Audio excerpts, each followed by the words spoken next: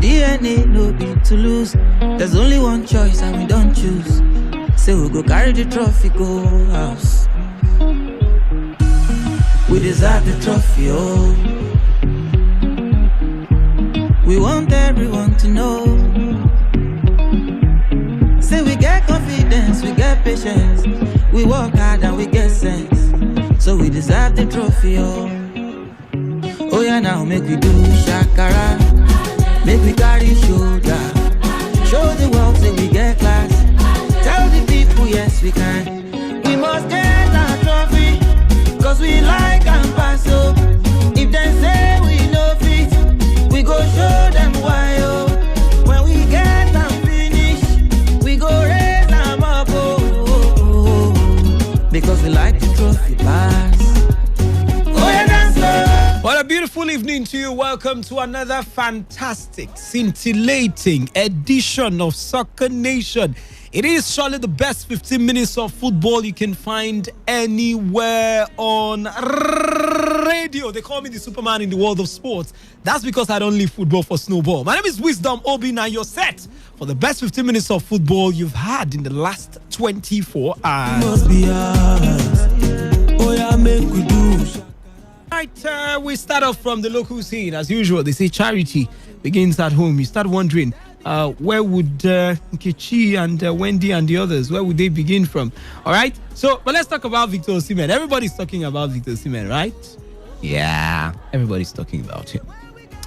Anyway, the former Napoli coach, Ottavio Bianchi, is convinced that Victor Osimhen is a quality young talent with massive potential and the desire to get even better. But the veteran Italian manager has warned that the free-scoring Nigerian attacker must continue to feature as a crucial component of Napoli's first team when his goals temporarily dries off.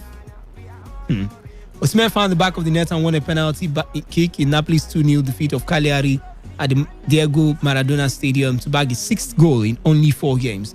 The young stars hot from has seen him draw praises from all corners in Italy and beyond, with ex-Napoli boss Luciano Spalletti leading the cheering for the Spirigo striker, with ex-Sunderland boss Paolo Di Canio also admitting he didn't expect the 22-year-old to possess such raw talent. If Real Madrid manager Fabio Capello is also sure that Osimhen will develop into a goal-scoring machine, and on the front pages of today's Corriere dello Sport, Italy's leading daily newspaper, Osimhen was called a phenomenon. But Bianchi, who guided Napoli, blessed with great players such as Maradona and Careca to their first ever Serie A title in 86-87 season, once that Osimhen must be allowed to develop under little pressure. A 77-year-old tactician predicts that the young Nigerian will make more mistakes and go through times without scoring, but asks that those moments be accompanied with as little drama as possible. They say what an old man sits down to see. Even if you climb a tree, at times you might not find it. This man is experienced. Was the man with Maradona them, and the others back in the day. And if he's saying that, the world should listen. Because we like singing praises, and that's the same way they like raining abuses.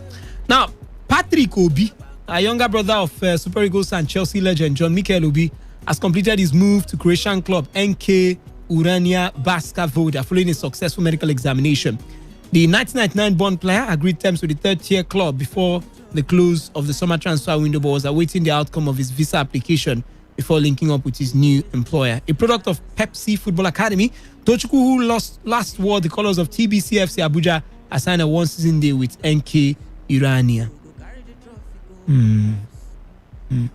Anyway, it's a defensive midfielder. Can play as an attacking midfielder too, but we'll see. Jersey number 3. We'll see how that one goes. By the way, Italian Serie A authorities have handed Super Eagles striker Victor Osimhen a fine of €2,000 for simulation during Napoli's match day 6 clash against Cagliari at the Maradona Stadium. Napoli was also sanctioned with a fee of €3,000. You know why I'm laughing? Most of these authorities, when they say you're smiling too much, just collect their share. Don't mind me. The joy is enough now. If they tell them pay 10,000, they will pay it. So what's the point? It will be recalled that Osimhen was sent off in the first half of Napoli Serie A match against Venezia. So Napoli, Osimhen is one kind of a player. It's the aggressiveness that works, maybe. That aggressiveness to fight that keeps him going, all right?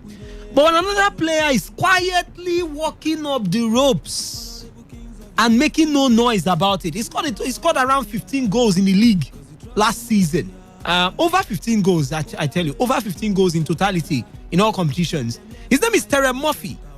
Now, the Lorient forward, Murphy, admits he was left speechless when he joined up with Nigerian squad for the first time in June.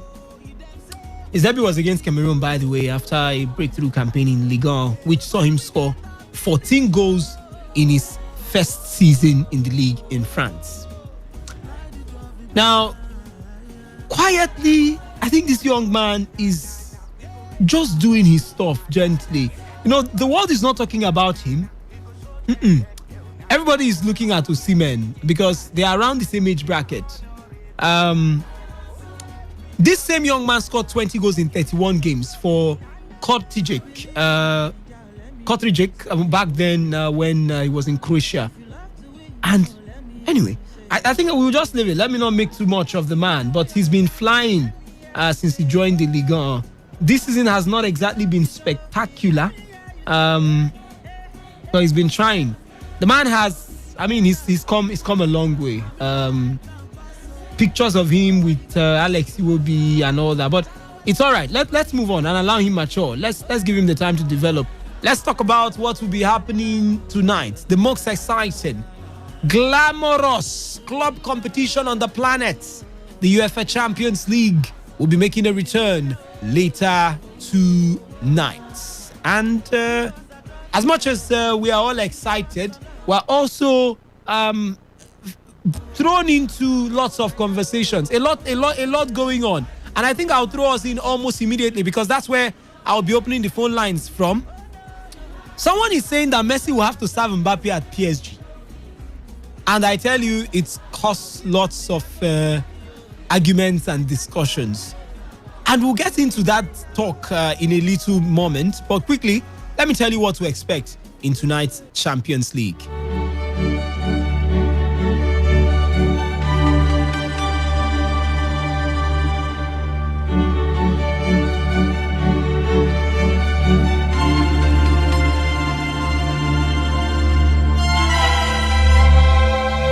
Well, first, let me lead you through some news making the rounds. Fabio Cannavaro used to be a legend on his own. He's still a legend.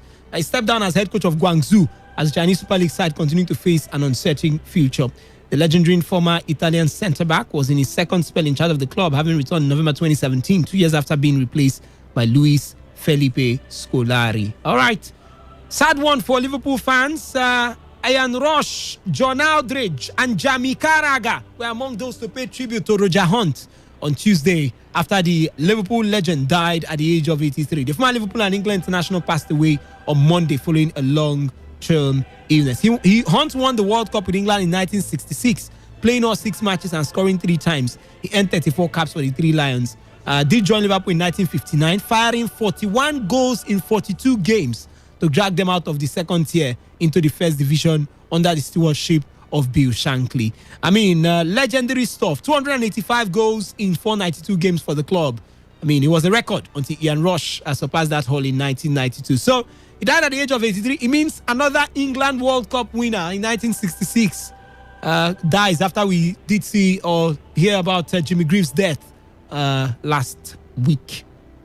Or, 2 weeks ago. Let's leave it at that and tell you that Ole Gunnar Solskjaer has come out to say that Cristiano Ronaldo almost guarantees goals as Manchester United prepare to face Villarreal in the Champions League. Says the presence of the man almost guarantees you goals, and it's not far from the truth. But the real truth United fans want to find out, does his presence guarantee us trophies? Greenwood and the others, they do score goals, of course. Meanwhile, United could be without Harry Maguire for a few weeks. He has got a calf injury. Well, to the games proper. Let me lead you into the team list, or maybe not the team list, the fixtures and the games that are already ongoing. By the way, PSG will be up against Man City, 8 p.m. the time. I'll bring you team reports shortly from selected games, but quickly, first let me let you in on the other fixtures. RB Leipzig in Group A will be up against Club Brugge. AC Milan in Group B will be up against Atletico Madrid. Interesting encounter. FC Porto will take on Liverpool. Currently, Ajax are leading Besiktas 2-0. Shakhtar Donetsk are playing out a goalless draw with Inter Milan. And Real Madrid will be up against FC Sheriff by 8 p.m. Nigerian time. And I said I'll give you some preview of selected fixtures. Just two. I'll be looking at just two. Those two games would be the one involving AC Milan and Atletico Madrid, and the one involving Man City and PSG, of course. Team reports, what to expect quickly. Let's dive into that. For the PSG side, Sergio Ramos is injured. Angel Di Maria is out of this one. He got a red card and will be missing this game. Marco Verratti is a huge doubt. Even Lionel Messi is a doubt, but the coach has said Messi will be part of the game. As to whether he would start is a question for another day. All right? But for the other team, that's Manchester City. Ike Gundogan is out. He's injured. Mendy is also out. Alexander Zinchenko is a huge doubt too for this particular one. All right, quickly. Expect to see Grealish. Expect to see Torres, Mahrez, Bruyne, Rodri, Silva, Cancelo, Diaz, Stones, America Laporte possibly, Walker, and Ederson Moraes for the Citizen side. Let's quickly tell you about AC Milan and Atletico Madrid. Some team news. It's bad times really for AC because Timo Bakayoko is out. Red Krunic out. Alexandro Florenzi out. Zlatan Ibrahimovic out. Simon Kjaer is also a huge doubt. For Man City, for Atleti rather, it's only Thomas Lemar who is out of that one, and Stefan Savic. Thomas Lemar out injured. Stefan Savic had a red card in the last game, will be suspended, with Jose Jimenez expected to line up alongside Felipe and Mario Hermoso in defense. Now, here is the big part I wanted us to talk about. Now, Lionel Messi cannot consider himself the number one player at PSG and must serve Kylian Mbappe, according to Nicolas Anelka. And I'm going to open the phone lines. 0817 0000951, 0810 9510 951. Lionel Messi cannot consider himself the number one player at PSG. Today, Soccer Nation, good evening. Soccer Nation. Barry Digiadom, you're welcome. 15 minutes of football on radio. Flesh and blood did not reveal that to you. You're welcome. Go ahead. My name is Barry Digiadom. Go ahead, Barry Digiadom. This Kante coronavirus.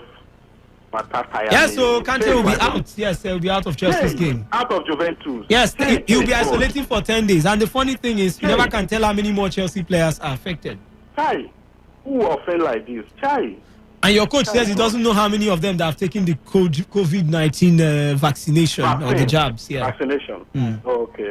The PSG match is tonight, right? Exactly. 2 hours from now. Wow, I can't wait. I can't wait. I can't wait. You wait, definitely. All right, so the phone line's still open. We'll take 2 more calls. Soccer Nation, good evening. Soccer Nation, good evening. Good evening. You're welcome to the show. Oh, tonight it will be hot. Is that Diplomatic Niger Delta, man? No, this is Diplomatic Niger. Biafra man. Soccer Nation, good evening. Soccer Nation, good evening. Good evening. Yeah, I'm going to repeat it again. Messi remains the number one player in PSG. Okay. No Mbappe, no Neymar, nobody will stand before him. Okay. Let us see. You know how these things work is it's based on what you do. All right. So we'll see. We'll see who does maybe who performs better than the other when the season comes to a wrap sometime next year. But for now, we've got Messi, we've got Mbappe, we've got Neymar, all in the same team. And that's where we wrap things up on today's edition of Soccer Nation, the best 15 minutes of football you can find anywhere on radio. I'm sorry I can't take any more calls. Maybe tomorrow we'll see if we can create more time. But for now, we gotta go. And don't forget, you can catch me up on Instagram at wisdom_OB, O for Range, B for ball. And my name is Wisdom Obina, the man who can never leave football for snowball. I'll see you tomorrow.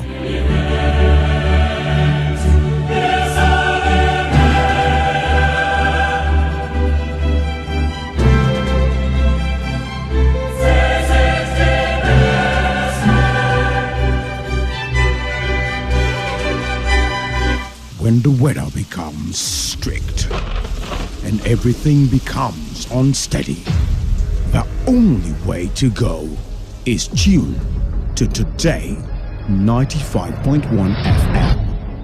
And the world of information, entertainment, and education will be served as breakfast, lunch, and dinner. Welcome to the show. You're listening to today's Quest. A newspaper review segment is what we've now got. who says I can't bring the party to your house right now? Because, even if it's raining, I still bring the heat right here. I am here for you, and I know you are here for me. It is surely the best 15 minutes of football you can find anywhere on radio. Back here in the Garden City of Port Harcourt. Today, 95.1 FM. Nothing but the best. Nothing but the best.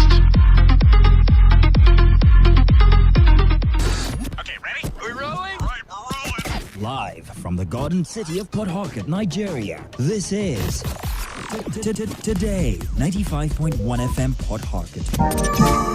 Voice of the people. In case you missed out on the morning show, Not to worry. Music, gossip, drama. This is Entertainment Recap.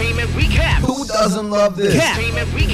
Every weekday, Monday through Thursday, 6:30 p.m. on Today 95.1 FM. Tell me what you want. I can be your friend. I can be your muse.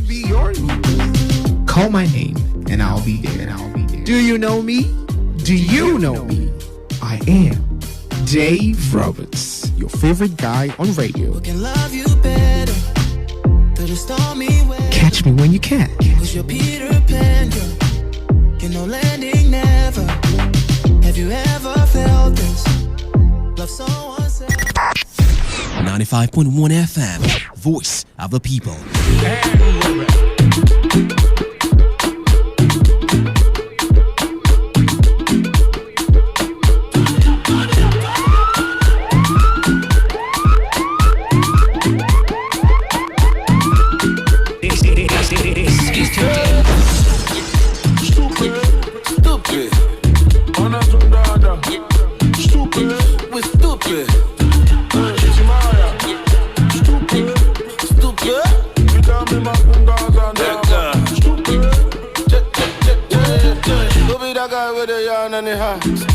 Y'all said it for many, huh?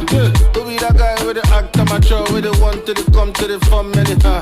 Who be that guy with the for many, huh? Guy with the pose in it, huh? Who be that guy with the act amateur, with the one to the come to the fun premature, yeah. Me and my guys, we are stank till it, popping champagne, we don't got time for nobody. Step in the place, the party don't proceed. Stupid, stupid, stupid, stupid, stupid, stupid, stupid, stupid, stupid. All my guys, we are stupid. Stupid. Stupid. Listen.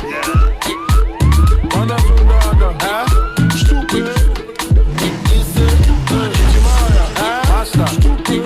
Stupid. You tell me my kungas and stupid.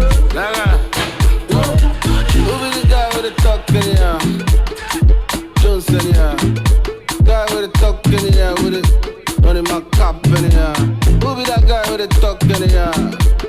With the Johnson here. With it run up to now. Every time there's a cop in here. Stupid. Stupid.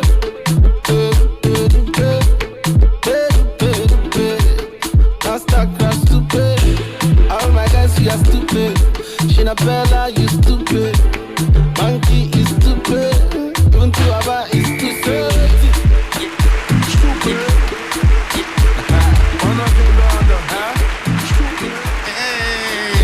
Timaya. All right, so now I had to go dig this song out because of the way I'm feeling right now. You know, that kind of feeling that you have billions in your account, and you just want to just stomp on everyone's head, even if you don't have money. All right. All right. So I'm just feeling like, you know, I'm on top of the world, especially when it's the month. You know, the end of the month, everyone has that feeling. You know, you have some things in your account that is making you really proud. You know, you can do anything to anyone, but please be careful. All right, be careful of who you challenge. You might just end up giving some problems to your destiny helper, and you don't want to do so. All right. Welcome to the show, Entertainment Recap, right here on Today 95.1 FM. Yes, my name is Dave Roberts, your favorite guy on radio. Your radio music, exotic zaddy, dripping with opulence on this very wonderful Tuesday evening.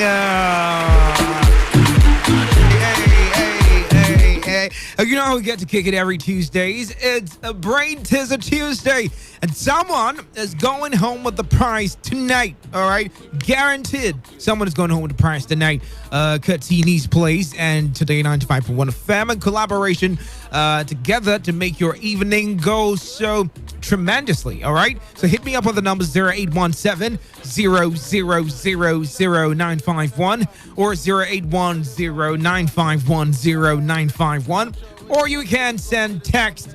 Nah, you can't send text messages, all right? You can't do text messages. All you need to do is call in and play the game with me on the show. Brain Teaser Tuesday, right here on the Recap on Today 95.1 FM.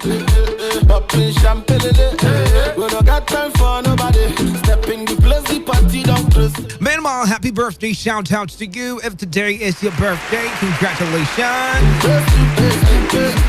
Yeah, happy birthday. We're really happy for you. Congratulations to you. If today's your birthday, and in case you're celebrating something that is remarkable in your life, congratulations, all right? It's my culture to always celebrate with you every day. Every day, every blessed day is a new day to celebrate, to be happy, to thank God. So I would definitely do that for you all day, every day. All right. And if you want to just spice it up, you should hit me up right now. 0817-0000951. 0810-951-0951. Cause I'm in the big mood. Yeah. Buju and Wizkid. Yes, that's the song of the moment for me. I don't really know why, but I'm in a big mood right now because so many things are happening, and I'm just grateful to God to be in the moment, all right? .1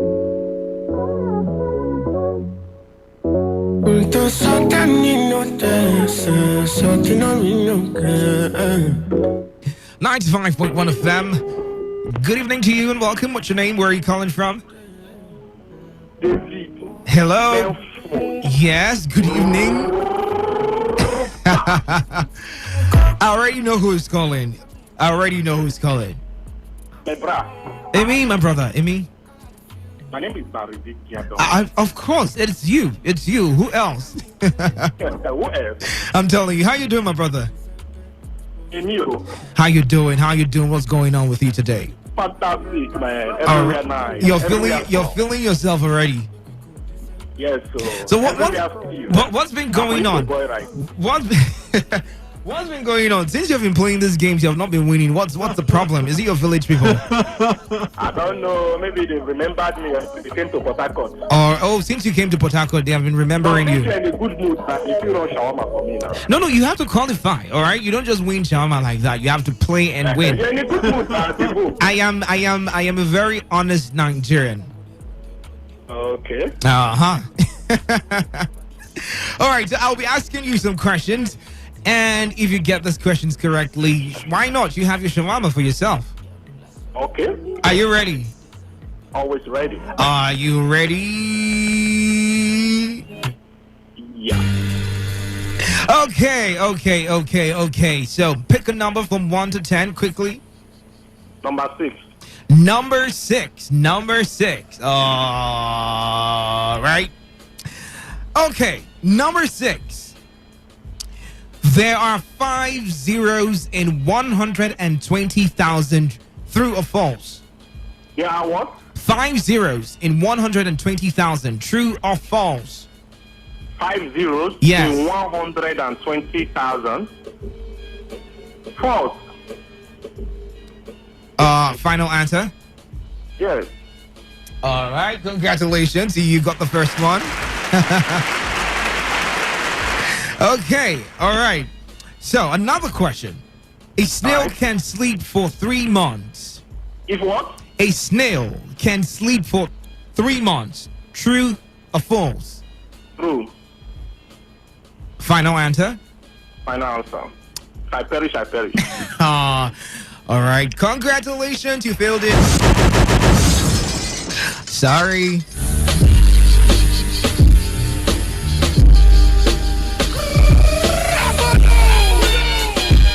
And every time you get to hear this beat, you know it's a war. It's the fight. It's the liquid metal. It's the double right here. I'm not tolerating anything, okay? If you win, you win. If you lose, you lose.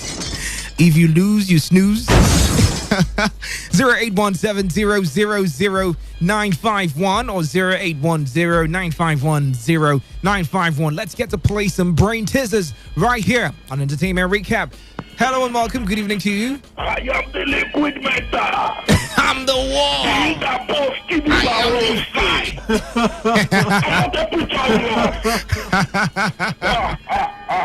Oh, you called back, eh? You came to fight the battle again. Yes. All right. So you failed it all the time. I told you your village people are after your life. What's the plan? It's like monitoring you. Yeah, monitoring you. Yes. All right, let's go again. Let's go again. Are you ready? I'm ready. Pick a number. 1 to go. Number 5. Number 5. Yeah. China is the largest country in the world. True or false? True. Final answer? Final answer. Wow. Like, this is really great because you came back with the whole enthusiasm and you crashed again, my brother. Oh my God. Oh my God. This is not meant for you. I'm sorry, okay? But this isn't meant for you. Like, it's not every time you eat shawarma now. Like, just chill, all right? Let other people call in and play and win. 0817-000-951 or 0810-951-0951.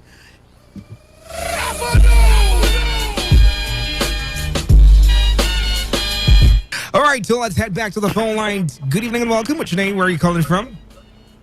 Mr. Joe, I'm calling from Liverpool. Mr. Joe, what's good? Yeah, everything's good, brother.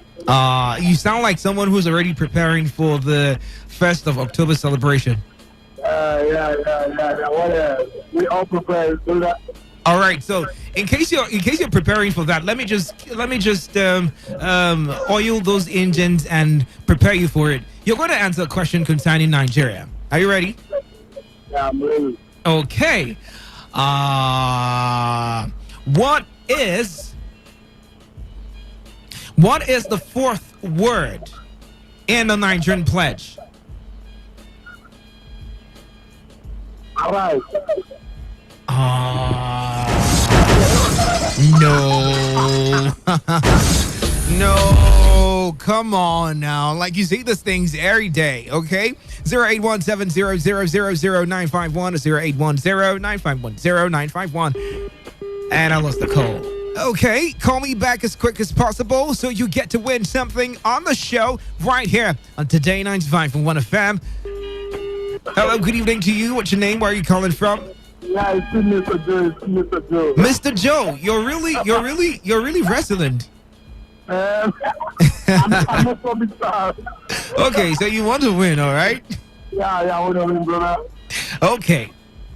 Let's go again. What is the 5th word on the Nigerian pledge? 5, 4, 3, 2. No, see, I give time, all right? But you have to be very, very quick about it. All right? Very, very quick about it. 0817-000-951 or 0810-951-0951. I just turned up the heat right here because the phone lines are bleeded. Hello and welcome. Good evening to you. What's your name? Good evening. Good evening. What's your name and where are you calling from? I'm calling from Nigeria. Okwandu Obina. You're calling from Irebe. Yes. All right. So how conversant are you with some entertainment things happening in Nigeria? I'm not good at an entertainment too. So how do I ask you the question right now? So I should pick another question? Yes. Okay. Okay. Let's do this one. Okay. How many months have 28 days? Only 1 month. All right. So that's your final answer, right? All the months have 28 days. You almost filled it there. You almost did fill it. All right, let's move on to another thing, okay? The questions I have right here. Okay, let me just try and ask you this other one. China is the largest country in the world. True or false? The largest, is it in population or in landmass? In population. Yes, it's true.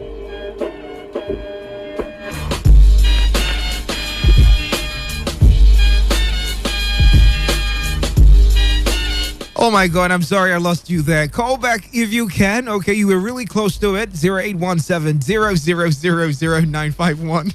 Someone is laughing at me. 0810-951-0951.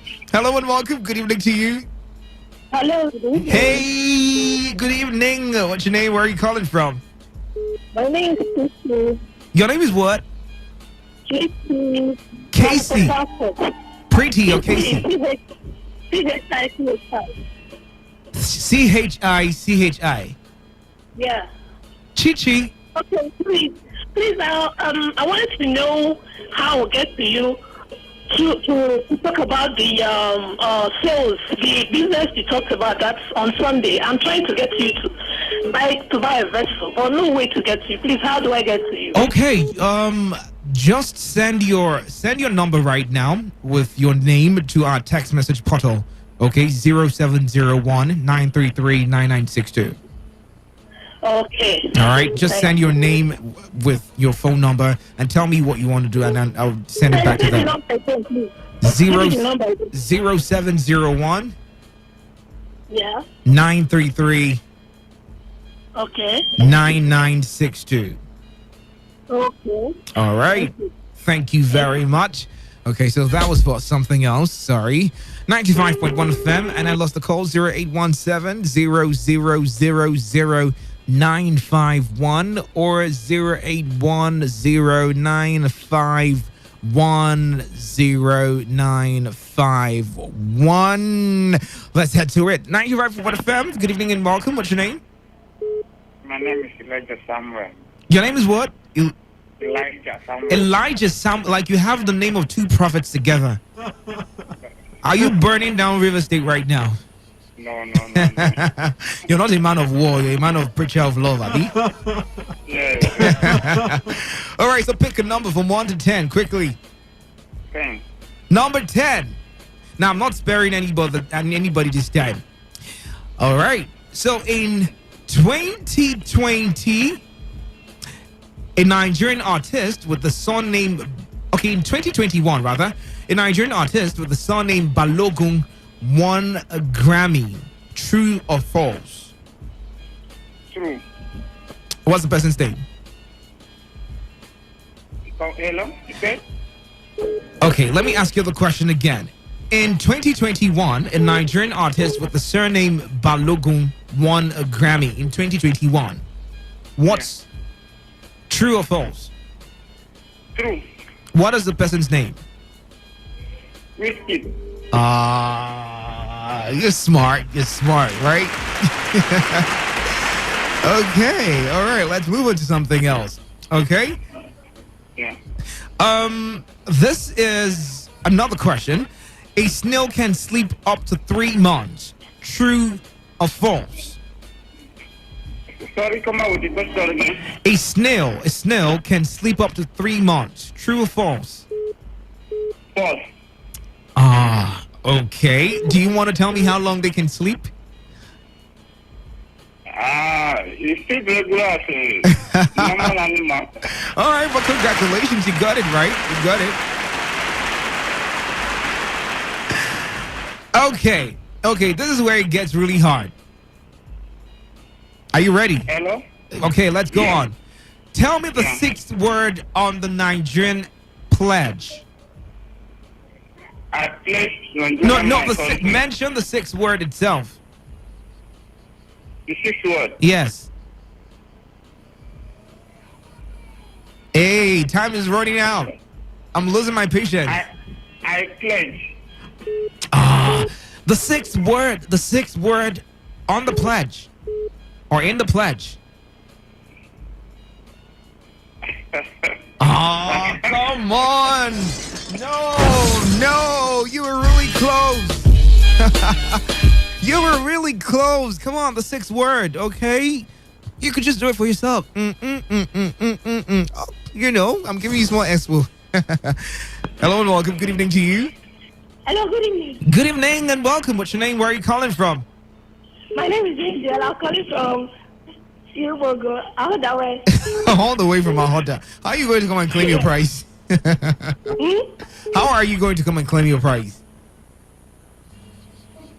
I'll come to Port Harcourt to claim it. You will travel all the way to Port Harcourt to claim your. Are you sure? Yes. Are you really sure? So I wouldn't give it. Yes. I wouldn't give it to you and then you abandon it there. No. All right, so let's go. Tell me the fourth word in the Nigerian anthem. Quickly. The fourth word in the Nigerian anthem. Compatriot. I'll give you one more try again. Tell me the fourth word in the Nigerian anthem. Nigeria. Somebody study Yavi. No. It's only studying you. No one's telling me. Okay. Let's go on. In 2019, Burna Boy won his first Grammy. True or false? True. Like someone is actually telling you the right question, the right answer, right? No. Unfortunately, you failed it, sir. What? You failed it. Hey.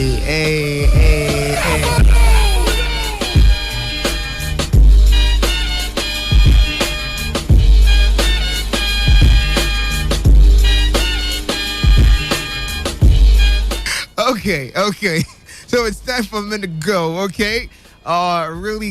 Really sorry because nobody got it correctly, all right? And I tried my best, okay? The phone lines are still buzzing, but I can't do anything anymore because we have encroached into Era Talk time, and they're pretty pissed right now. Like, Dave, what are you doing there? Can you go? I will, all right? I will go. All right, but you can follow me on socials, Dave Melford Roberts on Instagram. It's Dave_Melford_Roberts. And on Facebook, it is David Melford Roberts. Let's go there. Let's connect and let's have fun together. All right. Till same time next week, Tuesday, Brain Teaser Tuesday. I need you guys to go and read everything you can read because I'll be coming back like a very wicked lecturer. All right. That is what I could do. But if you want to win something else, you should keep listening on the shows on Today95.1 FM because we're giving 2 lucky people 2 tickets to go to Zanzibar and have fun.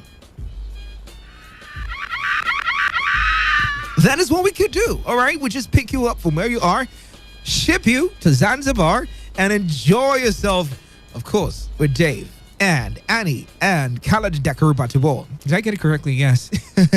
All of us together in one very wonderful atmosphere of love and friendship and everything. And this is sponsored by You Fit Fly. All right. So all you have to do is keep listening to Today 95.1 FM. And also you can also have a trip to Kenya. This is what we can do. All right. Keep listening to your premium talk news and sports station Today 95.1 FM till I come over again tomorrow morning. And of course in the evening for the recap. And I told you that Arya Star is going to be in PH City. Two-Face is going to be in town. Naira Marley is going to be in town. Who else is going to be in town again? I'll just play the song for you right now because I really don't know their names. Okay, DJ Tariko and the squad, okay? the guys who did that song, that Yaba song, okay? They're going to be in town and it's going to be an awesome experience. AY is going to be live. And of course, I'll be giving out free tickets to this event, all right? So you want to keep listening. Tomorrow is going to be a bumper package because I'll be giving out tickets to this event. Still then, have yourself a wonderful, wonderful evening. Let's allow you do the Yaba Buluku dance.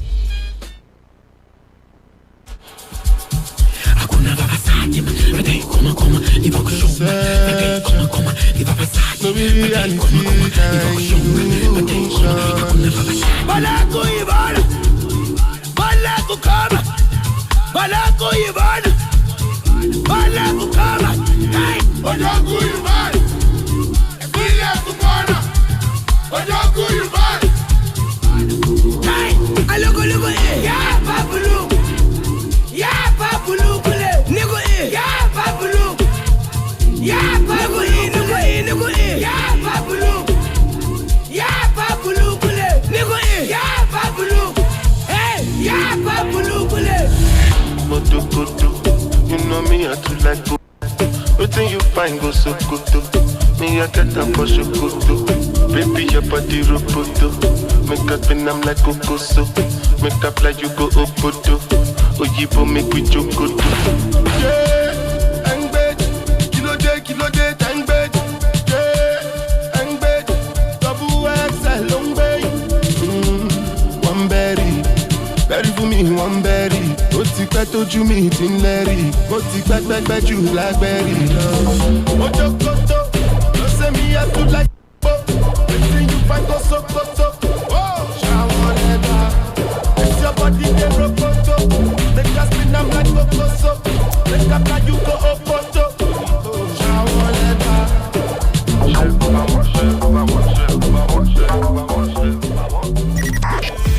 95.1 FM, voice of the people. And we're back.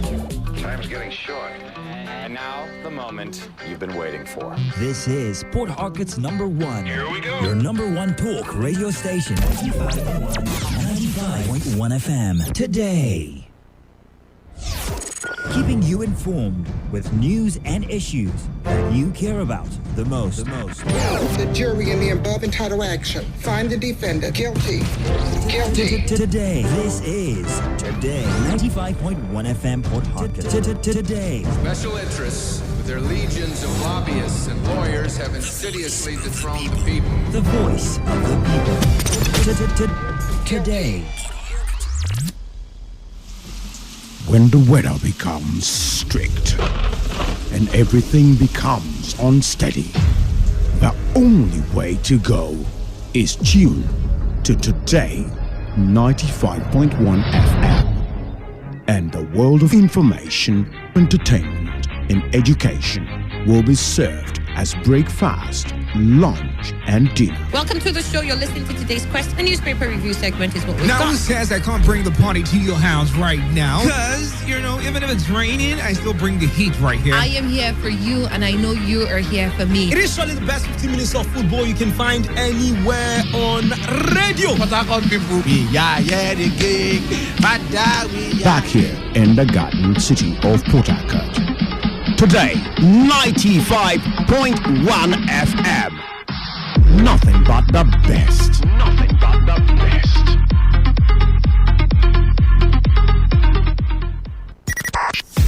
95.1 FM, voice of the people. And we're back. 95.1 FM, voice of the people. And we're back. What is happening in your community? Does your community feel government presence? Do you think your community's voice isn't heard by anyone that matters? Join us on Area Talk, the platform that zones in on happenings in, out, and around your local communities. We focus on the problem and take eyewitness accounts to help us get a better picture on any issue. Every Tuesdays to Thursdays by 7 p.m. on Today's Connect, only on Today 95.1 FM. I fit with you anywhere you day, brother man, you day.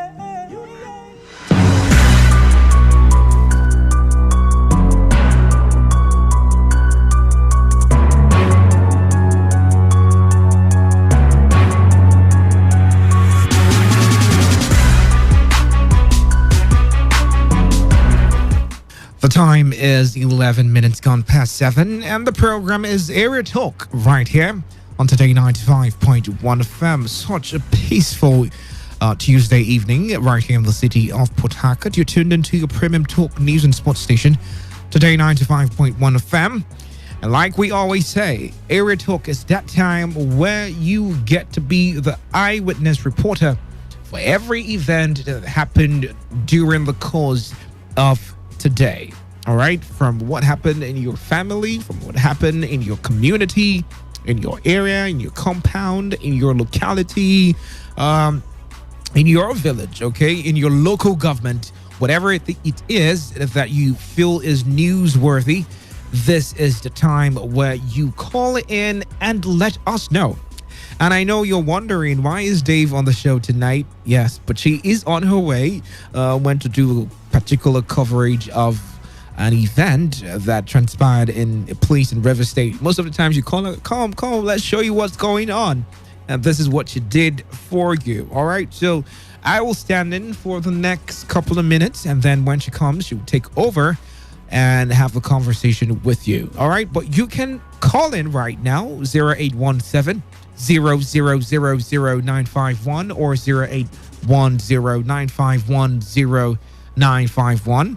Or you can send text messages and WhatsApp messages to the number 0701 933 9962 and let us get to hear from you what is going on with you and your environment. This is the show that you tell us anything newsworthy, anything you feel that should be said, to the public.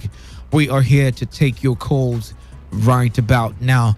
But before we go on, let us talk about some things that transpired during the course of the day and the previous day. The people of Omorele community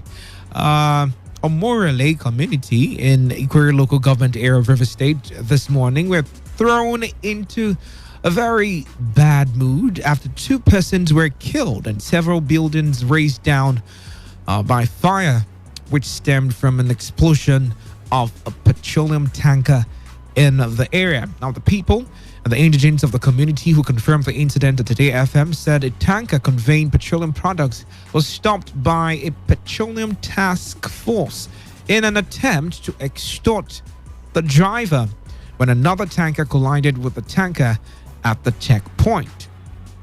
Now, a source identified as Innocent Amadi said the incident happened in the early hours of this morning. Amadi, while revealing that the angry youths of the community rose against the activities of the Petroleum Task Force, also called on the state government to intervene and save the people. Now, the question is, why exactly do we need a Petroleum Task Force?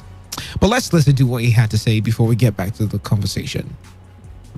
IGE petroleum. Soldiers at the station, various checkpoints has caused a lot of issues there that has the Sept houses in Omorele ablaze. This morning, as I speak with you, one part of Omorele is gone. Lives has lost. We've lost 2 persons, others injuries. As I speak to you, the youth have mobilized in their numbers. They've destroyed their various checkpoints in Omorele, asking the state governments, the federal governments to come and remove them, drive them away from Omorele community. The IGP parked a truck loaded with fuel. Now the people told them that this one were loaded from a depot. They insisted that they must park and settle them. While they were on argument, another truck hit that same truck, which ignited fire, and the whole of the shops, the whole of people's buildings and so on is on the fire.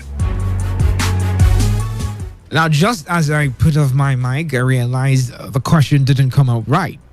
Why is the Petroleum Task Force engaged in illegal exchange of money? All right. We also felt that, the act of taking bribes just pertain to the NPF. Okay, I'm sorry I'm using them as the example, but it is what it is. Every day we see the people with black and blue uniforms standing on our roads taking money. So that's the perfect example. So we feel that when it comes to bribery, it's mostly the Nigerian police force. But right now, even the ones who aren't professional security agencies still go about perpetrating the same act, extorting money from people, and look at what it has cost the people of Omerelu. Sad story. Sad story. Our condolences go to that community, and we pray God gives the families the fortitude to bear the loss. But I would like to hear your thoughts concerning this. And also the question that would come to mind again is, why is there a low response when it comes to fire incidents in the state? Another question that comes to mind again is, how safe are the roads for these big tankers to ply, especially at night? Very, very big questions. But let's head straight to the phone lines right now. 0817 0000951 or 0810 951 0951. You can also send text messages and WhatsApp messages to the number 0701 933 9962. 95.1 FM. Good evening to you. Good evening, my brother Dave. Good evening and welcome. What's your name and where are you calling from? Okwando Obinna is my name. Okwando Obinna, you're welcome. Go ahead. Thank you. You see, I am going to talk about the incident at Omerelu. My brother, the report I personally had from that incident was accusing concrete fuel dealers or bonfire dealers on as the cause of that incident over there in Omerelu. My brother, this bonfire, I don't know what the River State government, even the local government, I don't know what they are doing about it. Okay, what you're trying to say is the actual cause of the fire wasn't the illegal oil refinery. So it wasn't actually a trailer crash or a tanker crash. A tanker is involved. Okay. It was a boss, another boss that was carrying illegal. Okay. You understand? Yes. So when they get to the checkpoint, they saw the policeman intercepting the tanker. They wanted to dodge. From dodging, the army man started firing. From there, they now lost control and hit the tanker. Okay. I think you should call back. Let's have clarity on that particular report, okay? If you stay in that community, would like to know what exactly went down, okay? Would like to know what exactly went down. Would need you to give your eyewitness report on that particular issue, 0817 0000951 or 0810 951 0951. Hello and welcome. Good evening to you. Yeah, good evening. Good evening to you. What's your name and where are you calling from? Elder Wayangu, you're welcome. Yes. The rate the people are staying on the road with one yellow uniform on their hand, I see monitor. I don't understand where they're emanating and who is appointing them and posting them. Yes. All the roads, even the better ones, they just use a plank and cover it. Yes. And people are struggling to pass. I don't know who is chasing you and who is controlling who. Government is supposed to profile and know what they are checking and whom are they reporting to. Okay. The money they are making, is it for their stomach or for given government? to the government. This is supposed to be looked into. If not, more harms may be done. Because you see early morning, how some young boys will be climbing inside truck with a plank and with a nail. I don't know whether it is Nigeria for you or what are we are in democracy or not in democracy. Nothing is working as if we are in democracy, a civilized nation. I don't understand exactly what is happening. The government is supposed to look into this one. All right. Thank you very much. If someone comes, please. If something coming. Thank you. All right. Thank you very much. Thank you so much. The alarming rate where we have people who just put up yellow vest or orange vest, and the next thing they're saying is, I am a task force official and you should do what I ask you to do. The money is being paid to these people. Where does it actually go? Very big question. 95.1 FM, good evening to you. And we lost the call. Call back as quick as possible. I would like to get the traffic report also. What is happening in your side of River State? What is the traffic report where you are right now? 95.1 FM, good evening to you. I think all these big tankers, they are supposed to be driving on the night, not on the daytime. But it's at night that this issue happened. They're supposed to be driving on night, not on the daytime, so that they will not be causing some unnecessary accident on the road. Okay. All right, I think that is just your contribution. Very vital one. But if you say drive at night, we barely have roads with functioning, is it traffic lights? It's not traffic lights, no. Functioning, what's this word for them? The ones that are being powered by the solar system.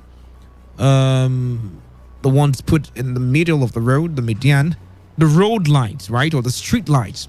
We barely have roads that have the capacity to provide lights that are bright enough for this big tankers to use, to drive. And that is a very big problem we're not looking at. 95.1 FM. And I lost the call. Like I was saying, if you even say drive at night, the road is still not safe. Hello and welcome. Good evening to you. Hello, Dave. Good evening. Good evening. You're welcome. It's Chief Solomon calling. Chief Solomon. Welcome. Thank you. Yes. I want to thank our governor. You know, this 25 billion. And also my community also, they should also benefit it. I like how he borrowed the money. I believe to pay back on under 18 months not be the problem. I love what the governor is doing. Okay, I love the intent of borrowing, but if I should sound like the devil's advocate right now, don't you think that is the same administration that criticizes the federal government for too much borrowings that is going into borrowing right now for the state? Yeah, that is it now. We have seen it. You know, life is all about experience. When you experience, more you grow, more you understand life. Maybe he never knew that he would come to the extent of to borrow also. But it's when you borrow, you pay back. Before we criticize the federal government of borrowing, we should first of all understand what they are using as collateral. Not just begin to wag tongue against them. No, they know what they are doing. It's for us to help them, to assist them, both for praying. You can imagine somebody that cannot be able to pray for Nigeria, and they are criticizing Nigeria, and how Nigeria will be good. You see? So let us support federal. The borrow is not bad. Okay. When you borrow, you make sure you pay back, and make sure you achieve what you use that money for. All right. Thank you very much. Thank you so much. Thank you very much. Thank you very much. 95.1 FM. Good evening to you. Good evening. Good evening, Mr. George. Yes. Yes. Yeah. Good evening. Yeah. Please, I am just bothered over the state of Odin community settlements, the Yoruba community. Okay. It's really bothering me. If you should go to that school today, you see that there is nothing to write on about infrastructure in that school. Nothing to write on, no desk for the students. No desk for the students. I am telling you, in this morning, children, secondary school children, carrying desks on their house to go to school. What? It's really unfair. I'm telling you, it's really unfair. I don't know why for over 6 years now, this present government have been in power. From I've never benefited anything from the Nyeso-Wike-led government and Dr. Chidi-led government. I don't even know, except just imagine, individual is even building a primary school for them. Individual building a primary school, that is how they have abandoned Romeo community. When you talk about Romeo rights and this service, sometimes I keep on wondering whether Romeo community, whether are they not among the community that make up River State?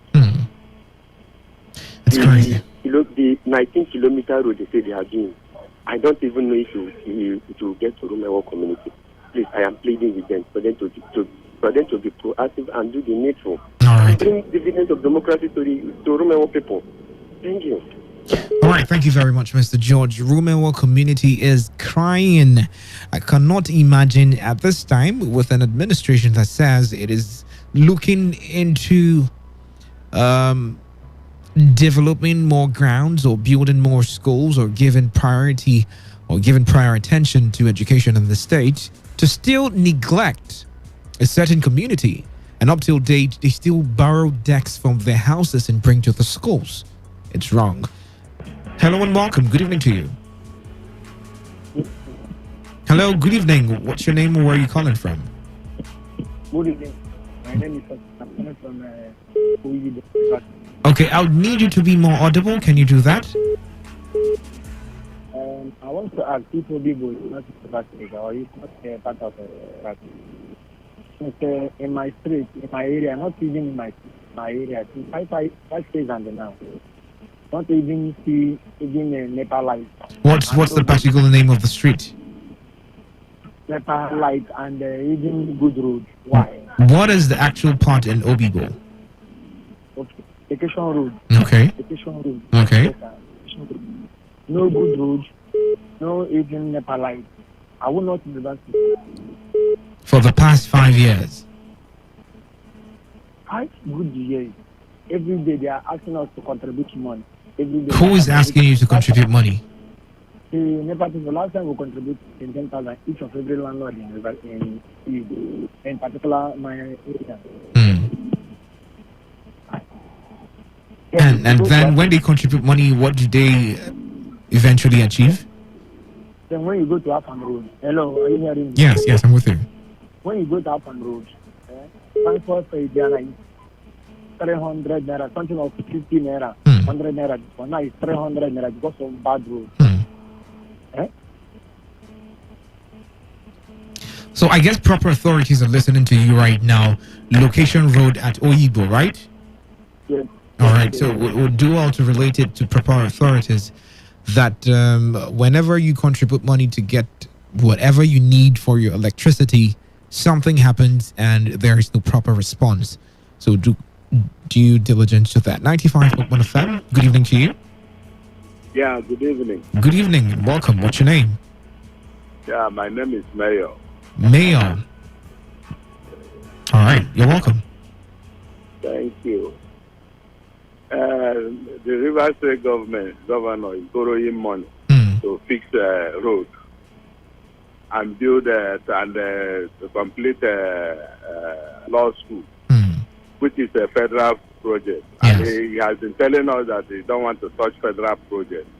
Right now, he's borrowing money to fix federal project. But so it's benefiting everyone in River State. Yes, now but he should have done the need. These people have been suffering about all this. They say this is federal road, like this element on the road, which he should have fixed earlier. He didn't do it. Look at Nafam Road. People are suffering since, and the federal government already told us that they have they told Transcorp handling Nafam to do that road. They now stop them, and now he's borrowing money to do the same road again. Okay, why River State government Transcorp was concession to this Afam power station was concession to Transcorp, and they have told them to do the road over 8 months ago, so that they deduct the money from the tax, and they have done the survey and all the rest of this thing. Today he's telling us that he's borrowing money to do the same road. That is the same way them and NDDC was fighting at Igboeke Road. The NDDC came, they pursued NDDC contractors at the same Igboeke Road. Today, the Igboeke Road is impassable. Nobody is saying anything about the road again. If federal government wants to do, they said no. But tomorrow they say federal government did not do. There are a lot of things to do and a lot of road and a lot of projects. Well, are you saying this particular project he wants to embark on are not necessary? Hello? Are you saying the ones he's embarking on, the administration is embarking on, are you saying they are not necessary? They are necessary. If federal agencies want to intervene, you should allow them to intervene so that they can use the money and do more for the people. People need it. Look at how people are complaining everywhere. If federal agencies want to intervene on this road, allow them now. You channel the resources to another area too. Then if you know that you can do all the federal government told them that if you want to do our project, you tell us if you want refund. But if you don't want refund, you can go ahead and do it. People were criticizing, hey, they said don't touch our project. Now if they want to intervene, you said no. Then there are a lot to do with money.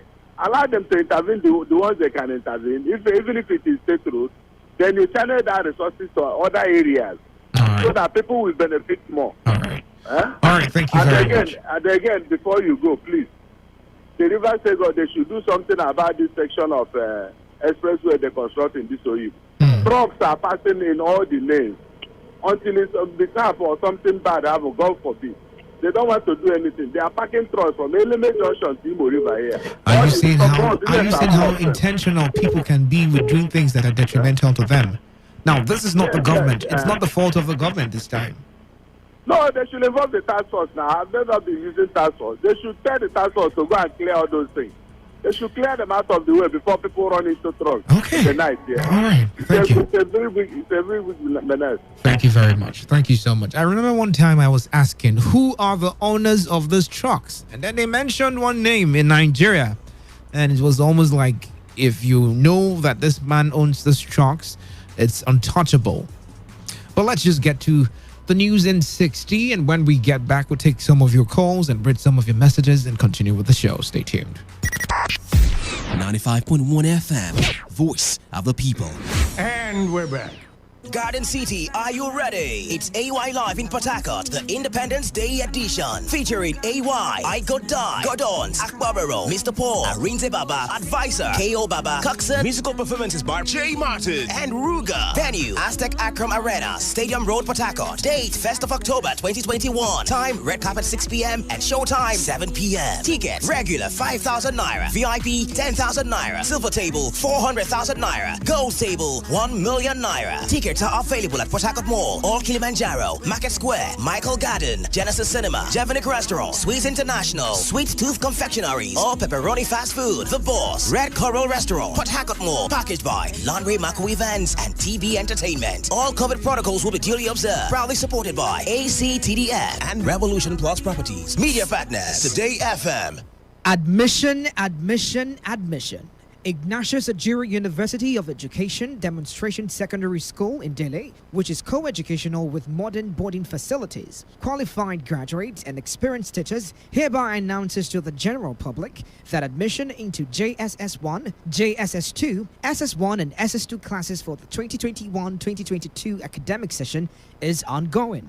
Facilities available include serene learning environment, well-equipped science laboratory, computer studio, library, standard sporting environment, and standby power supply. Fees are highly affordable.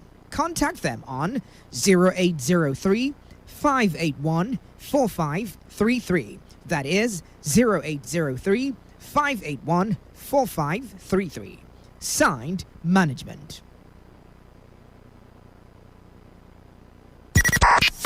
95.1 FM, voice of the people.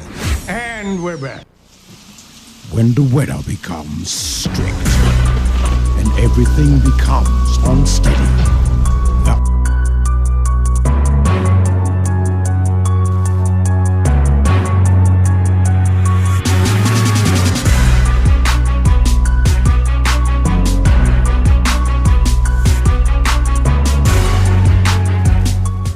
0817-0000951 or 0810-951-0951, or you can send text messages and WhatsApp messages to the number 0701-933-9962. The program is Area Talk right here on Today 95.1 FM. Hello and welcome. Good evening to you. Yeah, good evening. Good evening. Please, can you turn down the volume of your listening device? All right, can you hear me well? Yes, I can. Go ahead. Yes, this is OZ. OZ, you're welcome. Yes, I'm calling you from Oyibo local government. Okay, go ahead. Okay, yes, my explanation and my area talk is, this Wike is a man. Today, for what happened at the commissioning of police program. B6, okay? Can you hear me? Yes, I can. The way somebody that the president directed to come and do what he's supposed to do and leave what he's supposed to do and jump into politics, started insulting the executive governor of the state. Do he think that this place is a Ibom? How did he insult him? Are you not seeing that this is today? That except yes to weekend remove his clothes to PDP before they will start telling him that he's doing a job in River State. Okay. Imagine. You are seeing don't tell me. Hello, sir. Don't use the word insult. The vice president made a statement. You're seeing it with your own opinion. Don't use the word insult. All right? No. Has the state governor said anything that he was insulted? Did the state governor say he was insulted? Listen. Did the state governor say he was insulted? See, we are people that like the governor in the state. We are PDP people. We are not trying to insult anybody on air. Or rather, what I'm trying to tell is, it is good for somebody to focus what he came for. It's not what you came for, you leave it and do exactly what he did not come for. Because if he did not raise that statement, I don't think that even people around will start saying, imagine for you to say somebody in his own state, if he did not remove your PDP clothes, that will not say that you're working. And why I like the governor is he's a man that speaks people's mind. And he's a man that knows what he's doing in the state. And no one can change him. Okay. And he speaks his mind. Okay. So that is my own area report. All right, thank you very much. It's good for you to be good. Thank you. We got your point. The state governor never said he was insulted by any statement. So I don't know why you're taking painkillers for someone else's headache. 95.1 FM, good evening to you. Hello, good evening. Good evening, Tijana. Yeah, this is Tijana. You're welcome. Welcome. How is Bushina? But she's fine, she's here. But go ahead. Okay. Let me not waste much time. The complaint I have been complaining concerning the flood that is worrying us in our area. I think something bad has happened now. What happened? And there is need now for the local government chairman to quickly intervene. As I speak to you now, the COVID have been shutting that there's a plaza, this treating plaza event hall by Pupakolose under the flying arrows close to Salvation Ministry. This they went and built a culvert on top of the canal, and that is the result of the flood between Obiapo local government area here. That is because the culvert they went and built on top of the canal. During Amechi, when they are trying to do that culvert, Amechi stopped them. The governor of the state stopped them. Amechi stopped them. Like they should not build anything on top of that waterway. So after when Amechi left office, they now came back. Even when I tried to use community to stop them, they used police to chance us, and they went and that thing has been the problem of a flood within the local government, not only my community. As I speak to you now, on Saturday, because of the volume of the water that is flowing that on that canal, the culvert have collapsed on Saturday night. Hello? So the culvert has collapsed on Saturday night, last Saturday. And the people are trying to rebuild it again. So that is why I am now using this medium to call on list of laws, list of environmental, including the local government chairman, that let him intervene now before those people go ahead to rebuild that culvert again. Okay. Because that culvert is the problem we are having in this our area, because the water, the manhole cannot be able to contain the volume of the water. Okay. So let the local government chairman intervene immediately before they will continue to repeat. In fact, as I say to you now, yesterday night, another one have also collapsed. One of the government again has collapsed yesterday again. And before it will take somebody's life, because we are the community, we will not allow them to go and take away. We will not allow them. That's why we are calling on government. I will not take it into our hands. We will not take it into our hands. That is the complaint. Thank you. All right. Thank you so much, Dejana. We got your complaint, 95.1 FM. Okay, and I lost the call, 0817-0000951 or 0810-951-0951. I would love to take text messages also, so send them to 0701-933-9962. Good evening to you and welcome. What's your name and where are you calling from? Hello. Hello, good evening. I lost the call. 0817-0000951 or 0810-951-0951. We also heard that in some part of the state there is a certain corpse there, and up until the time of the report we didn't see any response, and that is bad for environment. Let us get straight to it, okay? Proper authorities for... Okay, let's just take some calls before I get back to that. 95.1 FM, good evening to you. Hello, good evening. Good evening, you're welcome. This is Mr. Marcos. I normally call from Romo Limited today for the line. Okay, Mr. Marcus, you're welcome. Go ahead. Thank you very much. Before my letter contribution, I want to talk about the Douglas Tender Road. They are passing through another distance again. There is so much pothole in that road. I am begging the state government and the body that takes care of spoiled roads to go down there and give them some assistance. Please, let me talk about the money the governor said to borrow because of our farm road and the other projects. Some people might not be happy to hear that. Some might think maybe he doesn't want to do this route early before now. Nobody will hear that the money you are spending this place will not be refunded to you. And you rush making it the first priority of things you want to do. We had when federal government said no state should do any federal road for them. Or if you do it, you will not be paid. Yes. You don't expect governor to rush into such road where the warning is given to you. I don't know why people should blame governor for not doing it early. If he's doing it now, he's doing it on a risk. Yes. But I am begging him, if he borrows this money, let him go into that HA road immediately. No, I know the HA road is part of the projects he would be doing with the money. Yes, I will be happy to see for contractors and machines on that road. If there is any way they will do magic there in 2 months' time and finish that road, I will be happy. I'm happy for the governor remembering HA this time. He should stand by that institution normally do for other roads to make sure that HA road is being completed.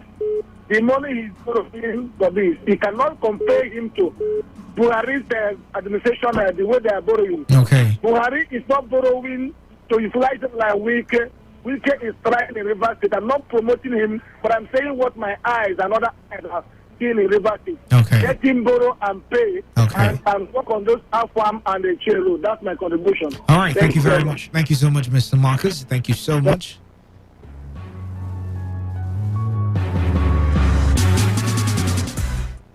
All right, back to the phone lines. Hello and welcome. Good evening to you.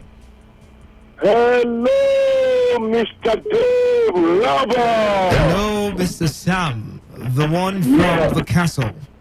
Yeah, it's blessed evening to you, the foreigner in Nigeria, Mr. Dave Lover. Thank you very much.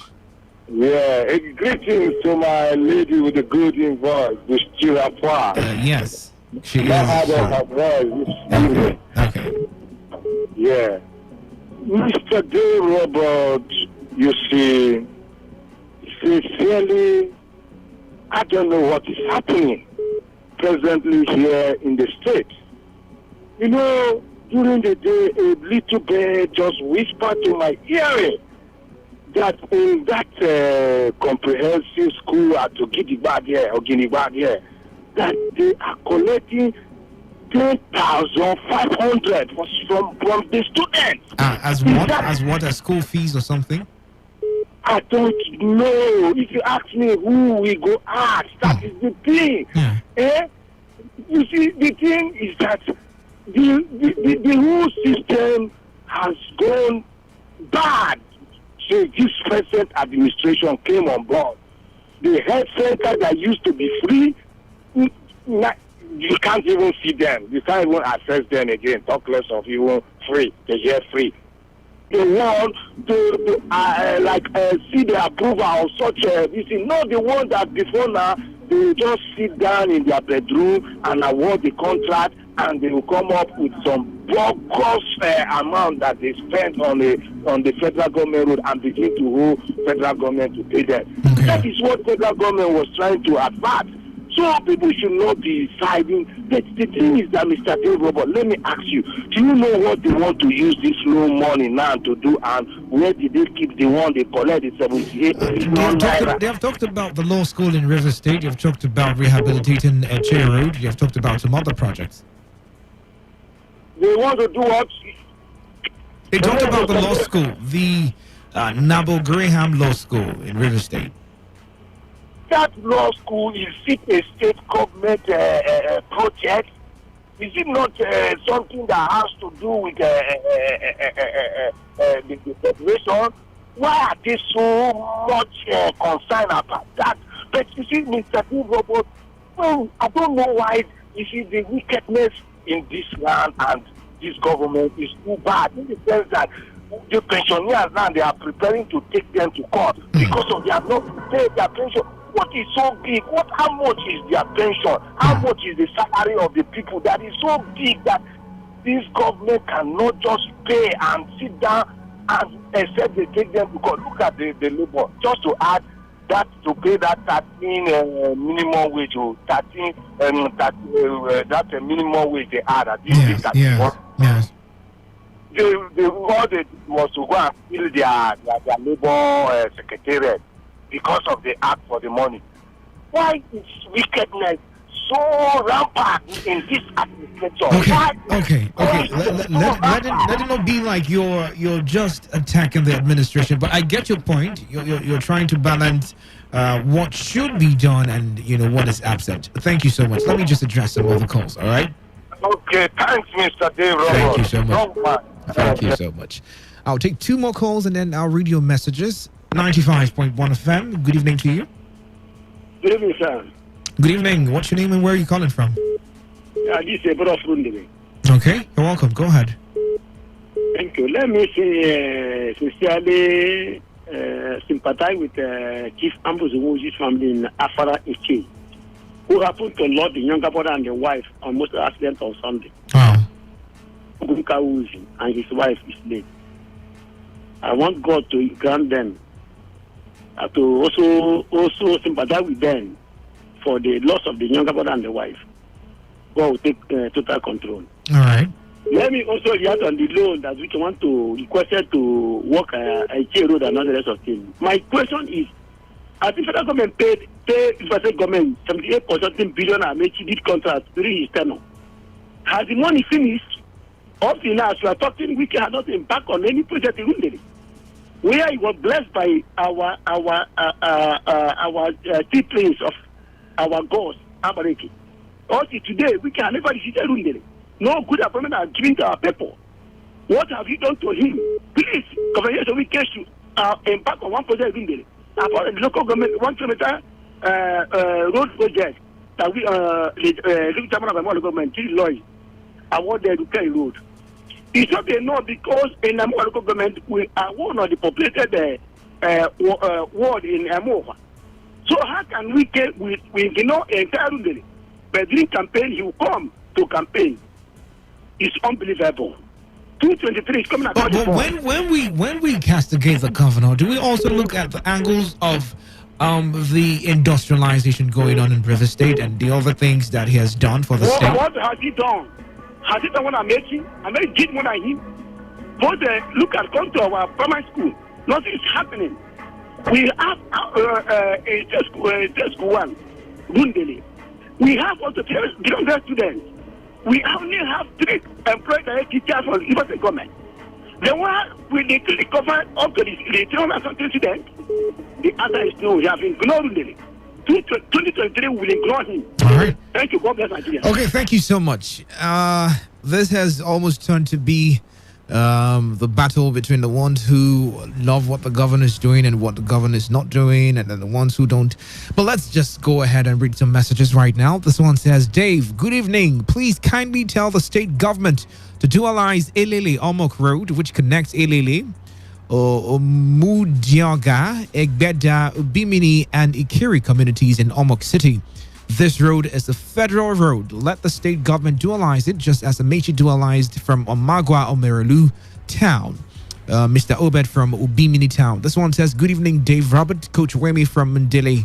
Please, government should go around all the schools in River State and fish out all the auxiliary teachers and caution them. Big problem.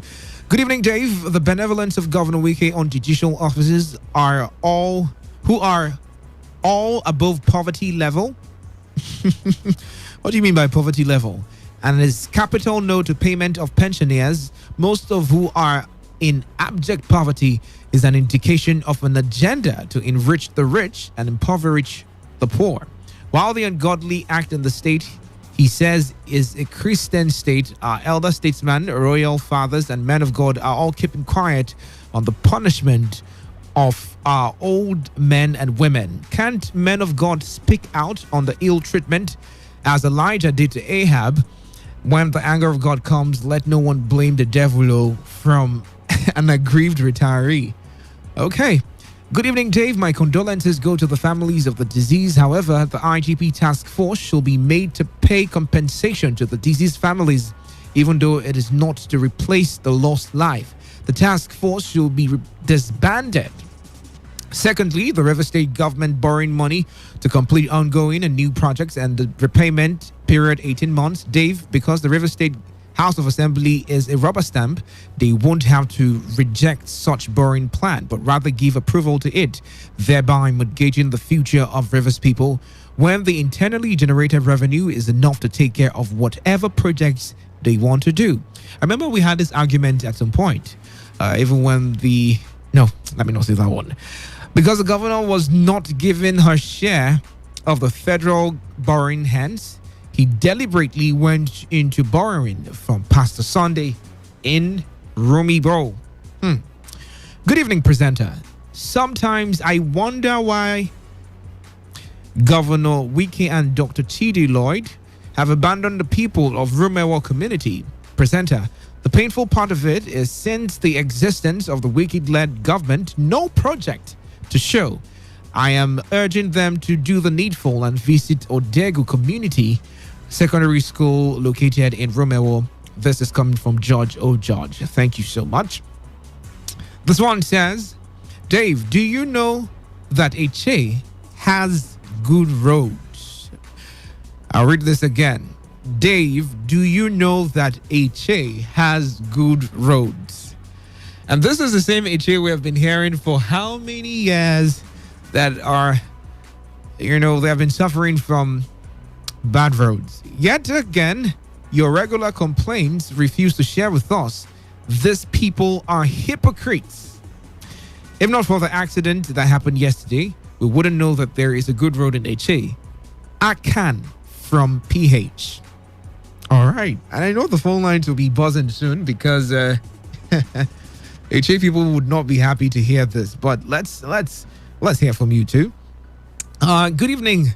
How can you call me Wonderful Buchi? You're hearing my voice and you know this is me, Dave Roberts, and you're calling me Wonderful Buchi. Okay. Please, if you happen to see the local government chairman of Ahoda West, Honorable Hope Ikeriko, tell him to remember and help Olukuma people on our road.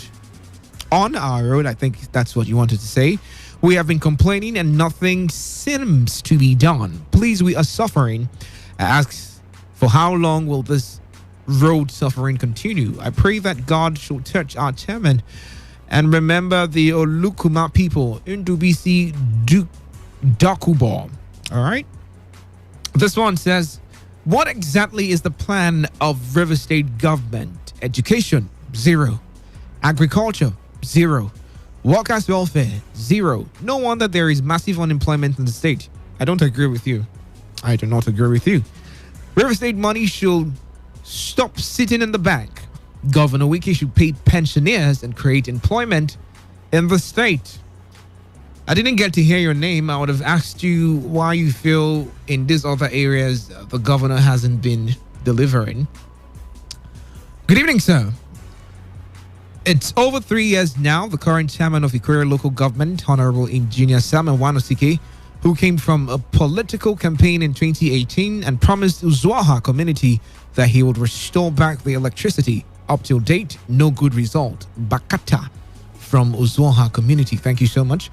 This one says, good evening, dear. Governor and Minister Akpabio knows not. Okay? Governor and Minister Akpabio knows what they are doing. These politicians doesn't want dying for. Okay, I really don't know what you wanted to say there, but I get your point. All right. Okay. Should I take one call? Yes, one call, and then it's a wrap for the program tonight. 95.1 FM. Good evening to you. Good evening, brother. Good evening. Quickly, what's your name and where are you calling from? Yeah, my name is Uche, calling from Port Harcourt, but I'm from Ibeche. All right, Mr. Uche, go ahead. Yeah, the young man that just called in and that sent you a message that Eche has a good road.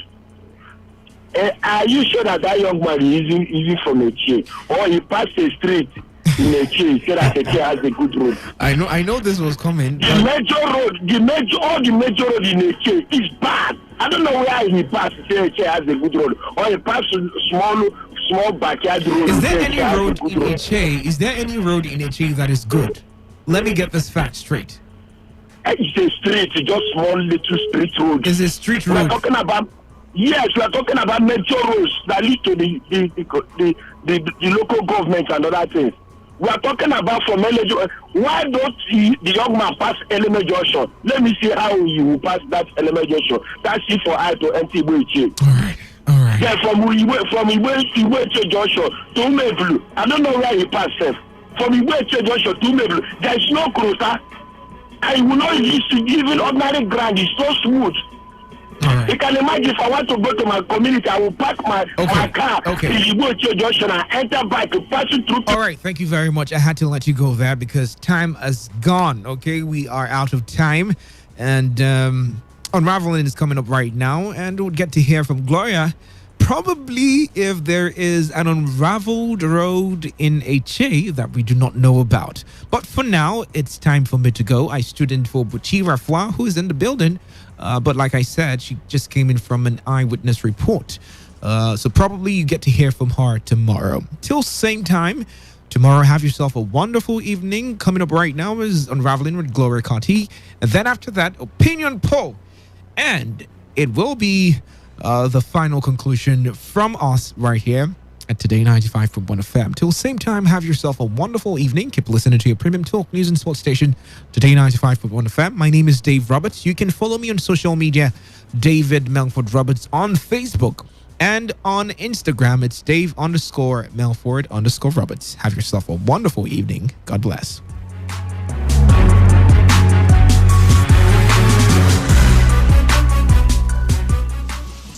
When the weather becomes strict and everything becomes unsteady, the only way to go is tune to Today 95.1 FM. And the world of information, entertainment, and education will be served as breakfast, lunch, and dinner. Welcome to the show. You're listening to today's Quest. A newspaper review segment is what we've now got. who says I can't bring the party to your house right now? Because, even if it's raining, I still bring the heat right here. I am here for you, and I know you are here for me. It is surely the best 15 minutes of football you can find anywhere on radio. Back here in the Garden City of Port Harcourt, Today, 95.1 FM. Nothing but the best. Nothing but the best.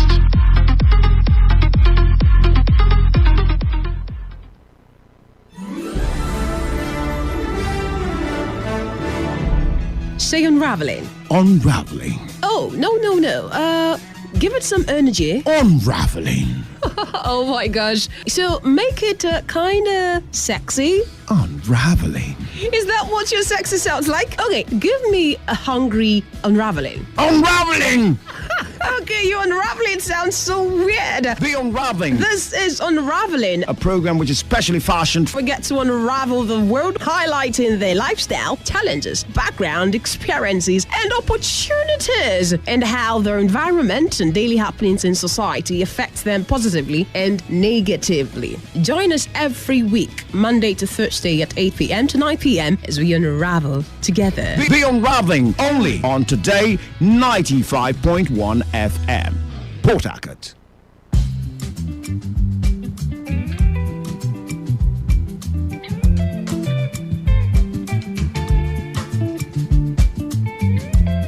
More music on trendybeats.com. Every day, hesibo wine, none so long. She just scatter my head.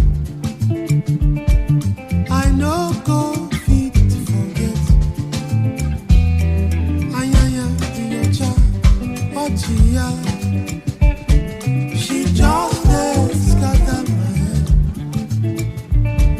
I know go.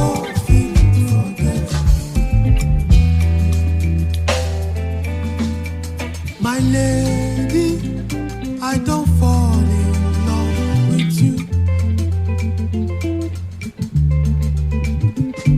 My sweetie, you and I forever. Yeah, yeah.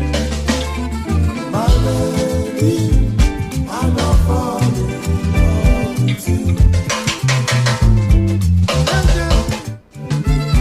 Okay, good evening. Gloria Kati here, your favorite queen on the radio. Welcome again on this beautiful Tuesday night, the 28th day in November.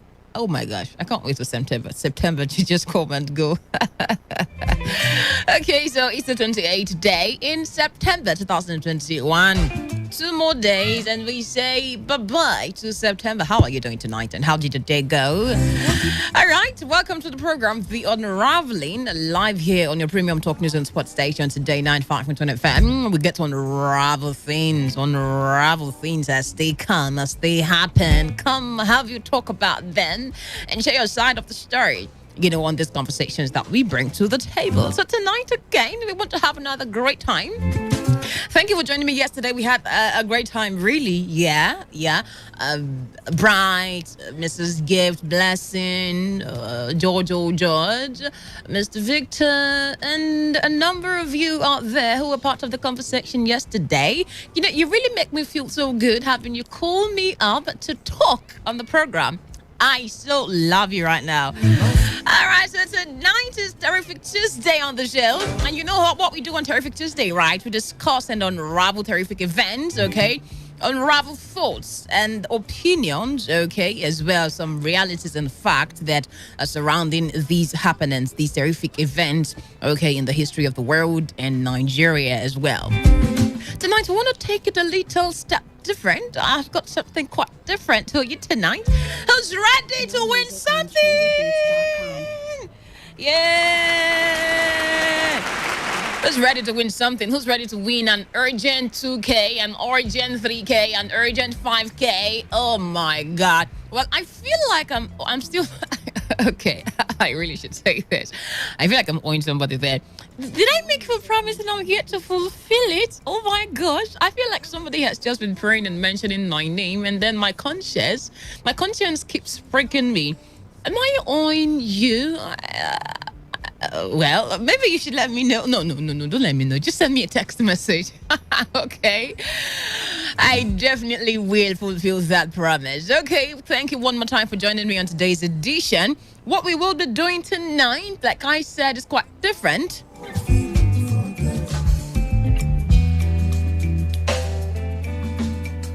my lady. All right, so I've got a trivia for you tonight. I've got a quiz session for you tonight. And what you're going to do, this is what we're going to do tonight, okay? And when that time comes, I'll open the phone line so you can be a part of it.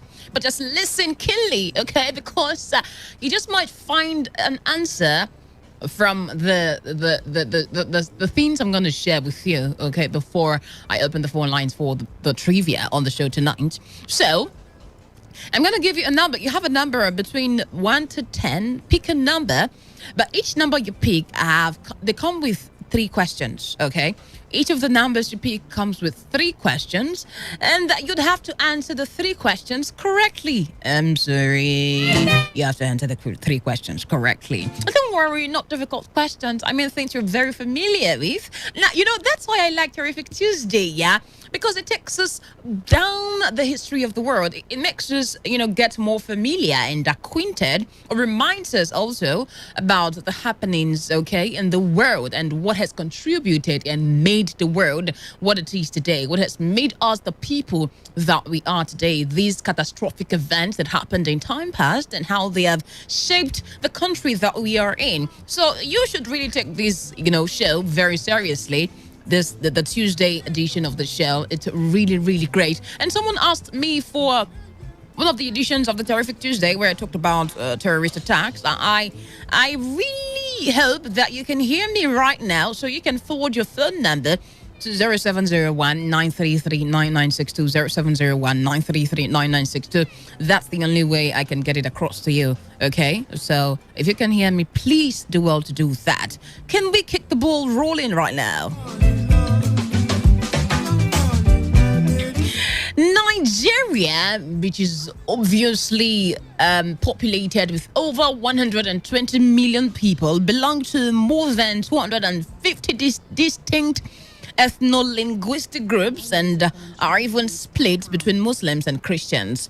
While there are also significant numbers of people who follow traditional African religions, various historical and other factors have spurred conflict between the country's various peoples, especially in modern times. In the pre-colonial era, many of the peoples who now make up Nigeria related primarily through trade. It was through trade across the Sahara with North Africa that Islam was introduced to parts of northern Nigeria more than 1,000 years ago. So maybe you want to really listen up, to how conflict started in Nigeria. What exactly was the history and why did we start agitating from the beginning? Because the truth is we cannot take out conflicts from human existence, because there is a point in time where people definitely will not be comfortable with the happenings around them, either from government level, religious level, social level, family level, and all of that. And then you'd experience different forms of conflict in that given society. So it's one thing that has been part of human existence in one way or the other. Nigeria has not been an exception. A turning point in Nigerian history came in 1804 when a Fulani preacher, Othman Dan Fodio, began a holy war that resulted in the subjugation of the whole Hausa city-state of northern Nigeria. Having conquered the Hausa, the Fulani adopted the language and merged with their ruling classes to create a Hausa Fulani ethnic group under the rule of what was now the Sokoto Caliphate. Another major development, this time in the southern coastal and forest region was the contact with Europeans in the 16th century through trade, mainly in slaves. Colonization. Colonization began in the 19th century, when the Industrial Revolution in Europe spurred interest in agricultural and mineral commodities in the African interior. Along with the colonialists came Christian missionaries who converted large part of the southern Nigeria. Now, in 1914, northern and southern Nigeria, which had been governed by the British as 2 distinct colonies, were merged to create the colony of Nigeria. It was in this colonial era that many of the rivalries that were to later explode in conflicts were fostered. Historian Emeka Uzoatu stated, Now, this was really where the conflict was spurred. Okay. So tonight, before I proceed with that, what we're going to be doing tonight, basically, okay, you're going to call in, all right? Pick a number. It's trivia, okay? It's Terrific Tuesday, and everything that we are going to be unraveling in this quiz tonight, or trivia, however you want to describe it, okay, is some of these, conflicts in the history of Nigeria. How well are you acquainted? How do you want to even know the conflict that has been in the history of Nigeria? So you're going to pick a number from 1 to 10, like I said. Who needs an urgent 2K? Who needs an urgent 3K? Who needs an urgent 5K? Oh my gosh. Yeah, I feel so excited tonight because I can't wait to have this trivia with you tonight. And have you give me those very great, and I know I'm also going to have funny answers on the show tonight. Okay, so you have three, you pick a number, like I stated earlier. Each number you pick comes with 3 questions, okay? And what you do is you have to get the 3 questions correctly. You might just have a grace of at least getting 2 correctly. But then here is the rule. Here are the rules. So let me just state that right now. Here are the rules of the game tonight. The rule of the game tonight. There is no stuttering. You're not allowed to stutter. If you have to narrate anything or you have to think, you shouldn't stutter. No. Keep that aside, okay? That's not allowed on the show tonight. You're to answer within 6 seconds. So anything that goes beyond 6 seconds, you're lost. Okay, you've lost the game tonight. And then simply say skip. So if there's any question that you're not sure of, any question that you think you can give an answer to, just simply say skip. And then we'll move on to the next question. Okay, and you can say skip for only 2 times. You have only 2 opportunities to skip a question. And if you skip any question, probably if you've gotten an answer correctly before, it nullifies those answers you've gotten, and so you start afresh. So are we game? Are we game tonight? Are we game? Yeah! The lines are buzzing. The lines are buzzing. I know I've got great historians with me on the unraveling, and I can't wait to have you unravel those that great knowledge of history that you have.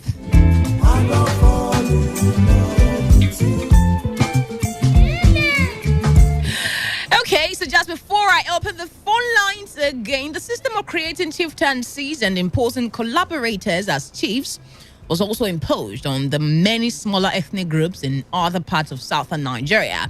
The numerous ethnic minorities in the north were placed under the control of the Sokoto Caliphate. According to this historian Uzoatu, right, to weaken the South, which had embraced Western education and begun to agitate for independence, the British split it into 2 regions, leaving the North intact as one region. Under the parliamentary system of government inherited at independence, this lopsidedness gave the North bigger numbers and ensured its political dominance, he said. And this was the stage set for Northern dominance of power in Nigeria. In these circumstances, the Nigeria that became independent from Britain in 1960 was a time bomb waiting to explode. By 1962, the chief of central Nigeria revolted against their perceived domination by the northern regional government controlled by Sokoto princes. Violence exploded in western Nigeria following federal elections in 1964. You know what spewed from 1960? Okay, no, we're not there yet. Okay. I was already forwarding to the Civil War. Okay, so violence exploded in western Nigeria following federal elections in 1964 and regional elections in a year later, when it was perceived that the Northern People's Congress, which was in control of the central government, had rigged the elections for its preferred candidates. A group of mainly Igbo officers who carried out Nigeria's first coup in January 1966 said their objectives included ending Hausa Fulani dominance. Although the coup failed, the government collapsed, and the most senior army officer, General Thomas Aguiyi Ironsi. Oh God, this man, Aguiyi Ironsi. Now, the way my government teacher, then in secondary school, taught us and kept and emphasized on the name of this man, General Aguiyi Ironsi. Like sometimes you just wonder how great a person can be or how terrific a person can be. And a very weird thought that would always come into my head. You don't want to hear about it right now. Okay, so he was incidentally an Igbo, took power. I mean, although the coup failed, the government collapsed, and the most senior army officer, General Thomas Aguiyi Ironsi, who incidentally was an Igbo, took power. 6 months later, a group of mainly northern officers launched what became known as the revenge coup. Ironsi was killed, and General Yakubu Gowon, then a colonel, took power. The most of northern Nigeria programs against Igbos ensued, resulting in the massacre of more than 50,000. Colonel Emeka Odemegu Ojukwu, whom Ironsi had appointed governor of the southeastern region, refused to accept Gowon's authority, and after months of political impasse, declared an independent republic of Biafra in May 1967. The defeat of Biafra in 1970 at the end of a brutal civil war in which more than 1 million people died was followed by years of military rule, broken only by a 4-year spell of democracy, and ended by elections in 1999. Military rule suppressed long brewing grievances among the various ethnic groups, but by the 1990s, restiveness had begun to boil over in the Niger Delta. More music. And that's where I share the grace. Calm. Okay, so welcome again to the show tonight. I feel so excited, like I stated earlier. So whose game tonight? Shall we begin our game for tonight? All right. So that's just, a brief history of conflicts in Nigeria, okay, how it started from the colonial era, okay, and until the military rule and afterwards. So bringing it down. Now let's come to the game proper. Trivia. Pick 1 out of 10 questions, out of 10 numbers rather, and we are game. 0817-000-0951 or 0810-951-0951. That is 0810. That is 0810-951-0951 or 0817-000-0951. Hello, good evening. All right, I lost that call. Okay, so keep the calls coming right now. It is the Unraveling, and today is Terrific Tuesday, and so as you've heard, what we're doing right now is a trivia session. I mean, come on, okay? Let's get to unravel a lot of things that has to do with the history of conflict in Nigeria by just questioning. So who's game tonight? Hello, good evening. Hello, good evening. Yeah. Okay, what's your name and location? I can barely hear you. What's your name and location? My name is Sunday, calling from Ajib. Your name is Sunday? Yeah, calling from Ajib. Sunday from Ajib. You're welcome. Yeah. Pick a number. Thank you. Number 1. Number 1. Yeah. What is the event that took place in 1902 to 1917? You. Hey. You have to hear me, because you don't have grace like this. You have to hear me. Okay, so can you hear me now? Yeah. What is the event that took place in 1902 to 1917? Okay, sorry, I lost you there. You already started. You don't stutter on the game. Hello, good evening. Hello. Hello, good evening. Good evening. What's your name and location? I am Dr. Dennis John. Dr. Dennis John, where are you calling from? I'm calling you from Aba. I am the person that asked you to WhatsApp me that. Okay. So. WhatsApp that. Yes. Have you sent your number? Yes, this is the number. This is my WhatsApp. I can't see it. I can't see it. Just send me a message, okay? Send me a message with your name and request to 0701 933 9962. Can you hear me? 0701 933 9962. 996. Yeah. So are you game tonight? No, I'm not ready.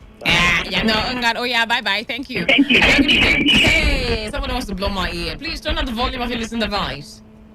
I just did that. Okay, what's your name and location? My name is Churchy from Alakaya. Churchill, good to have you. How are you tonight? I'm fine. Churchill, are you ready? Yes, I'm ready. All right, pick a number. Number 5. Number 5. Oh, great. You got some luck there. The Lekki Toll Gate massacre took place as a result of what? Take the question again. You are not clear. Hey, Jesus Christ. Wait first. You have to call me back, okay? Call me back. Let me get this straight. So, what is the issue here? Is it that you cannot hear me clearly? Or like my words are not clear? Or the network is not clear enough? Okay? Which of them? All right then. But you can call me back, okay? And let's have this going on. Hello, good evening. Good evening. What's your name? My name is Esomuna. I'm calling from Port Harcourt. Sorry, I have an issue. I don't know. I find it difficult pronouncing your name. Sorry, what's it again? Esomuna is my name. Esomune. Yes. Okay, I get it now. How are you doing tonight? I'm fine, and you? I'm very fine, thank you. Are you game? Yes. All right, pick a number. I'll pick number 6. Number 6. Yes. What type of attack made the massacre at the Lekki Toll Gate? The attack that made the massacre at Lekki Toll Gate, it was as a result of the protest the Nigerian youth embarked on. As a result of the, No. You got it wrong there. That's not the answer. Hello, good evening. Hello? Yeah, good evening. What's your name? Turn on the volume. Back on the line. Turn on the volume of your listening device. Yes. Okay. What's your name? I chose number 5, but the question was not clear. Okay, so you still stick with number 5? Yes. Okay. The Lekki Toll Gate massacre took place as a result of what? As a result of military attack on the protesters. That's a wrong answer there. Oh my gosh. I'm going to catch one tonight. Hello, good evening. Hello? This is Johnson from Azumleta and Ishobo. Good to have you, Johnson. Are you game? Yes. All right, pick a number. I'm fine. Okay, I picked number 7. Number 7. Okay. How many lives were killed during the Nigerian Civil War? Okay, how many people were killed? We should not be. See, okay, hold on. I think I should repeat this again. I think I should repeat the rules for you now. Now, first of all, do not repeat the question, okay? Do not stutter. Don't do don't okay, I think so don't do any of that, okay? And then you can say skip for any question that you don't understand. And every number you pick comes with 3 questions. You have 6 seconds to answer the question. Hello, good evening. Hello? Hello? Yeah, good evening. What's your name? My name is Esomuna. I call back. Esomuna, your second chance. What number? I picked number 4. Number 4. Number 4. Narrate the event that took place in 1966. The event that took place in 1966 was the coup, that the first military coup that took place, that brought about the end to the first republic in Nigeria, which General Aguirre took over as military head of state. That was the event that took place. Some young military officers carried out the first military coup in Nigeria. Aguirre once received power in what year? 1966, July. 1966 event saw the assassination of how many senior politicians? There's no specific number. I can't tell. Okay, you lost it there. Oh my gosh! Thank you, Lord. My heart was already skipping. I felt, oh, this man is going to win. So you see, the questions are really simple, right? They're really, really simple. You just have to pick one and follow the rules. So the rules again are, don't repeat the questions. You have 6 seconds to answer. Do not stutter. You can say skip, simply say skip for any question that you don't understand or that you're not sure of, all right? Hello, good evening. Hello? Good evening. Good evening, what's your name? All right. What number? Pick a number.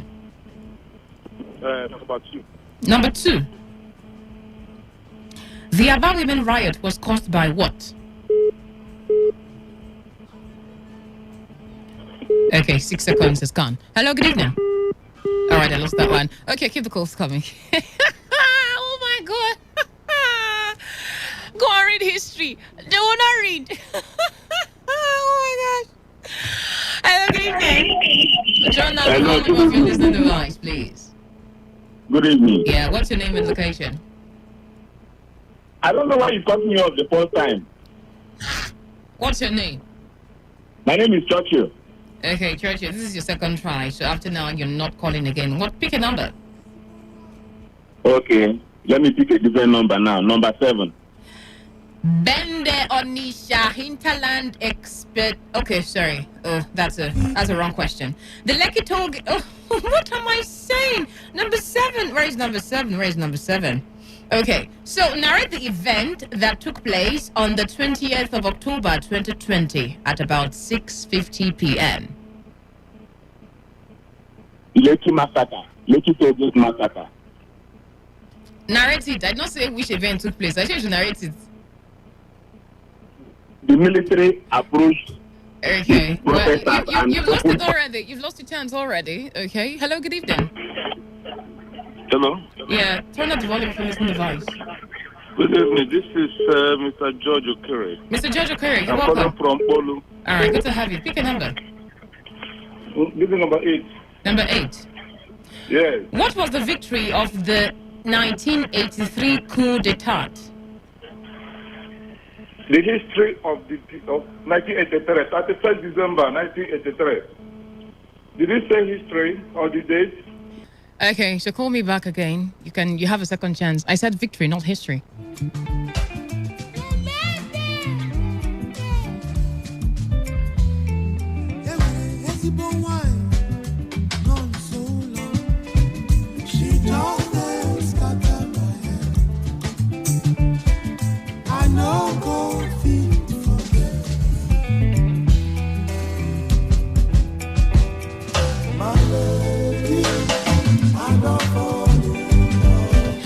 All right, then, welcome back. Hello, good evening. Hello, good evening. Good evening. What's your name and location? I'm Culture calling from Rumibo. Culture, you're welcome. Pick a number. So number 5. Number 5. Yeah. The Nigerian military coup of 1983 was coordinated by who? 1983 was coordinated by Ibrahim Babangida. I'm sorry. You have to call back. All right? Okay, keep the calls coming. Why am I laughing? Are the questions too difficult? Okay, I think I like... so here is... Okay, I'm going to see what I have to say later. Hello, good evening. Good evening. Good evening. What's your name and location? My name is Angel. I'm calling from Alabama. Your name is what? Angel. Angel, good to have you. Pick a number. Number 3. Number 3. Angel picks number 3. Okay. Angel, what is the most used word in the news in 2021? Sorry, I didn't get what you said. Call me back again, your second chance. Okay, I really hope that this network doesn't, ruin things up for us tonight, and let's get to hear ourselves clearly and have this going smoothly. All right. Hello, good evening. What's your name and location? My name. Your name is what? My name is Faith. Okay, pick a number. 2. What? From 1 to 10. Pick a number from 1 to 10. Number 2. Number 2. Number 2. Okay. The conflict of the Niger Delta arose for what reason? As a result of marginalization in the natural situation. The Nigerian military coup of 1983 was coordinated by who? It was coordinated by... Okay, you lost it there. I'm sorry, you lost it there. Hello, good evening. Good evening. What's your name and location? This is Chris. Chris, oh, Chris. Good to have you, Chris. Pick a number. Yeah, I pick number 8. Number 8. Number 8. Yeah. Okay, the Nigerian Civil War is the longest conflict in the history of Nigeria. True or false? True. Ha! Mr. How can you say true? Nigerian Civil War, the longest conflict. Hello, good evening. Yeah, my name is. Yeah, what's your name? Hello? Yeah, I can hear you. What's your name? Yeah, my name is Chiwe Jonathan, calling from Ogogo Community, Namoha Local Government. Good to have you. Pick a number from 1 to 10. Hello? I can hear you. Pick a number from 1 to 10. Pick number 2. Number 2. Number 2? Yeah. Okay. The event that began on the 15th of January 1966 is called what? So, repeat on your question. Sorry, I didn't get it clear. The event that began on the 15th of January 1966 is called what? Okay, so thank you for just sending it there. I pretty saw that coming. Now, the rules again. Don't break the rules, okay? The rules again. You have 6 seconds to answer the question. You do not repeat the question. You don't say no, you don't do any of those mannerisms, okay? And you don't stutter. Hello, good evening. Good evening. What's your name and location? This is George. George. From Bolurumibo. All right, pick a number. I pick question 9. Question 9. Yeah. Aguye Iransi seized power in what year? This power in 1966. 1966 event saw the assassination of how many senior politicians? I can name them, but I think there are more than Tafawa Balewa, Akintole. I can name them, but I think I'll be wrong if I go back. Okay, so you already got it right. I just said how many. I didn't say you should mention the name. Just how many? How many? Okay, 0817-000-0951 or 0810-951-0951. So whatever question that you're not sure of, simply say skip. And we'll move on to the next question. You have a chance to call back the second time, just 2 times trial. Hello, good evening. Turn on the volume of it. Good evening. What's your name and location? Okechukwu Uniport. Okechukwu Uniport. Good to have you. Yeah. Pick a number. Number 3. Number 3. The Nigerian Civil War is also known as what? Keep the question. What was implemented by Kaduna State in 2000 that led to riots between Muslim and Christians? I can't get bored. I'm sorry. Hello, good evening. Good evening. What's your name and location? Zizi calling from Uniport. Pick a number. Number 4. Number 4. Okay. All right. So, narrate the event that took place in 1966. 1966. Okay. So you got it wrong there already. Call me back the second time. You have a second chance to try again. All right. 0817-000-0951 or 0810-951-0951. Or you can do, okay, no, you can't do a text or WhatsApp message. Hello, good evening. Hello? Hello, good evening. Good evening. What's your name and location? I'm Dara calling from Port Harcourt. Sorry, I didn't get your name. Dara, calling from Port Harcourt. Dara, good to have you. Pick a number, 1 to 10. Pick a number. Number 4. Number 4. The Civil War is also known as what? The Nigeria-Biafra War. The Civil War led to a period of what rule before the 1999 elections? Sorry, you don't do that. Hello, good evening. Hello, good evening. Good evening. What's your name and location? My name is Ike, calling from Obibo. Ike, good to have you. Pick a number from 1 to 10. Question number 4. Everybody is going for number 4. Okay, the Nigerian Civil War is the longest conflict in the history of Nigeria. True or false? True. How many lives were killed during the Nigerian Civil War? Over 1.something million. The Civil War is also known as what? Nigerian-Biafra War. Okay, thank you very much. But unfortunately, you missed one question there. So I just need to allow you get to the end, okay? But you missed one question there. At the end of the show, or towards the end of the show, I'm going to let you know whatever questions that you got wrongly. Hello, good evening. Good evening. Good evening. What's your name and location? Angel. Angel, your second trial. Pick a number. Yes. Number 3. Number 3. Yes. Oh, Angel. What was the victory of the Nigerian Civil War?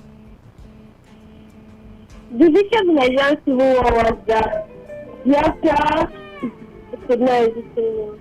What was the victory of the 1983 coup d'etat? A faction of mid-level armed forces officers led by the Chief of Army Staff General Ibrahim Babangida overthrew the government of Major General Muhammadu Buhari in what year? 1960. Angel, I'm so sorry. That was a good try out there, though. Hello, good evening. I call back. What's your from name? Obibo. Okay, this is your second trial, am I right? Pick a number. Question number 7. Question number 7. Question number 7. Okay. Bende Onisha Hinterland Oh, why do I keep saying this thing? What is also referred to as the Ahiara expedition? Skip. The Lekki Tollgate massacre took place as a result of what? Answer. Narrate the event that took place on the 20th of October 2020 at about 6:50 p.m. Skip. What type of attack made the massacre at the Lekki Tollgate? By the military. I'm sorry, you lost it there. I'm so sorry. What type of attack? I did not say from who or from where. All right, keep the calls coming. 0817-000-0951 or 0810-951-0951. Hello, good evening. Gloria. This Promise. Yeah, Gloria. Yeah, okay. Where are you calling from? Yeah, I'm calling from Port Harcourt. All right, pick a number from 1 to 10. Or 2. Number two. Okay, the event that began on the 15th of January 1966 is called what? It's caused by the problem that was initiated as a result. Promise, did you hear my question? I didn't say I didn't say it's caused by what. I said it's called what. Okay. Nobody has won. Nobody has gotten it. I'm still waiting for the winner tonight. Hello, good evening. It's Henry calling from Eleme Junction. All right, welcome. Pick a number. Question number 2. Question number 2. The Aba Women riot was a rebellion against what? 8. How many women came out to protest during the Aba Women riot? Multitude. What year did the Boko Haram insurgency in Nigeria start? 2010. Okay, I think I have to let you go now. You've missed 2 questions there already. Keep the calls coming, 0817-000-0951 or 0810-951-0951. Pick a number from 1 to 10 and you'll be asked 3 questions. Get the 3 correctly and you win. Hello, good evening. Hello, good evening. What's your name and location? Pick a number. Pick a number. Okay, number 4. Very important. Very important. Okay, what happened in Nigeria on the 24th of August 2021? Number 4. I just asked you number 4. Maybe you want to call again. Okay, you weren't. That's not the question you were expecting, right? Yeah. Oh Lord. 0817-000-0951 or 0810-951-0951. Hello, good evening. Hey again. Good evening. This is Gloria Kati. What's your name and location? This is Pastor Success, calling from Rune. Pastor Success. Good to have you. Pick a number. Number 7. Number 7. What happened in Nigeria on the 19th of July 2021?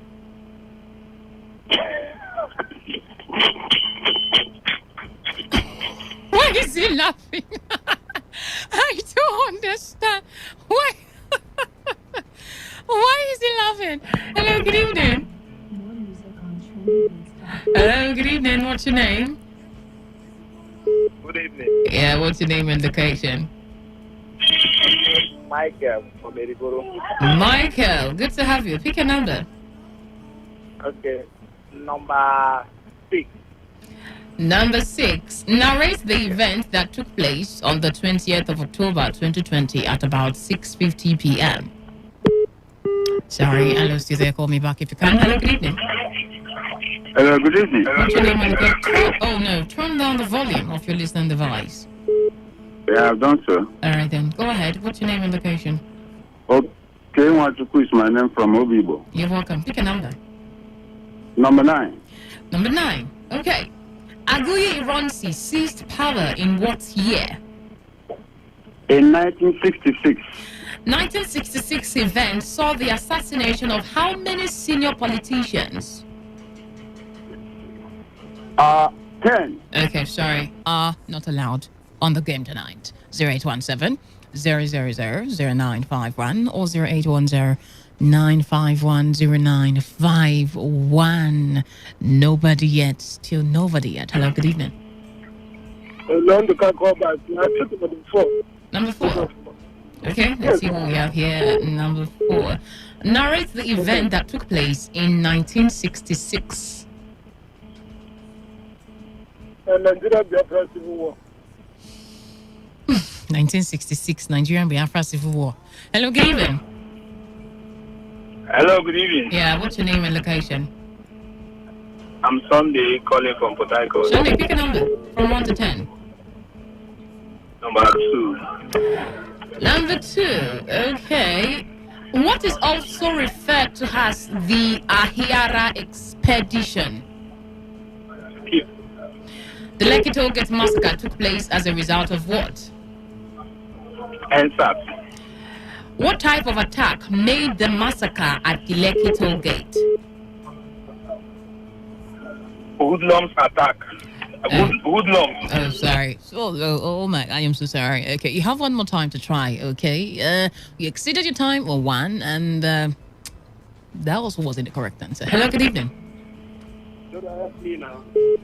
What? Gloria. Yeah? What's your name and location? Number 2. Oh, number 2. The Aba Women riot was caused by what? Women were asked to pay tax. How many women came out to protest during the Aba Women riot? The multitude of the women. What happened in Nigeria? What? Multitude of the women. Okay. There's actually a number for that. All right.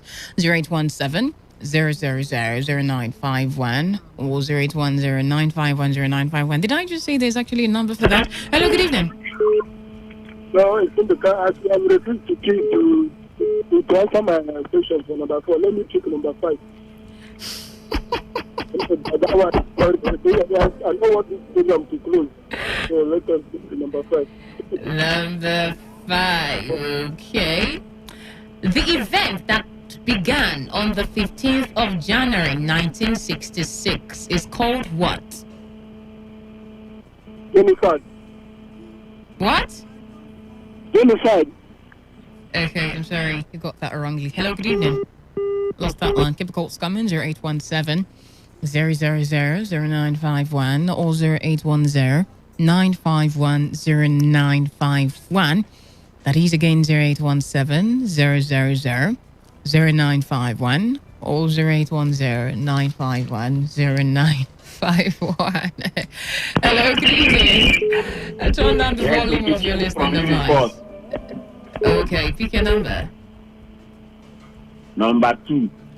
Number 2. Okay. 1966 event saw the assassination of how many senior politicians?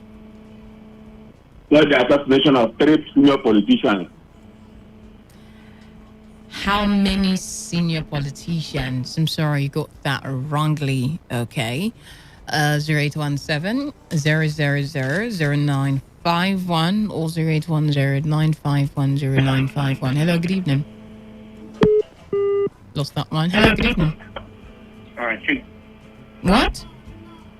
My name is Chick. Chick, Calling from Chick. Okay, Chick, speak a number from 1 to 10. Number 10. Oh, number 10.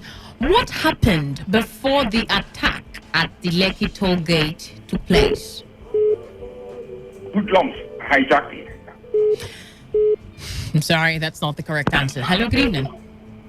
Hello, good evening. What's your name and location? My name is Vivian. I'm calling from Warfare. Sorry, your name is what? Vivian. Vivian, pick a number. Number 7. Number 7. What happened in Nigeria on the 19th of July 2021?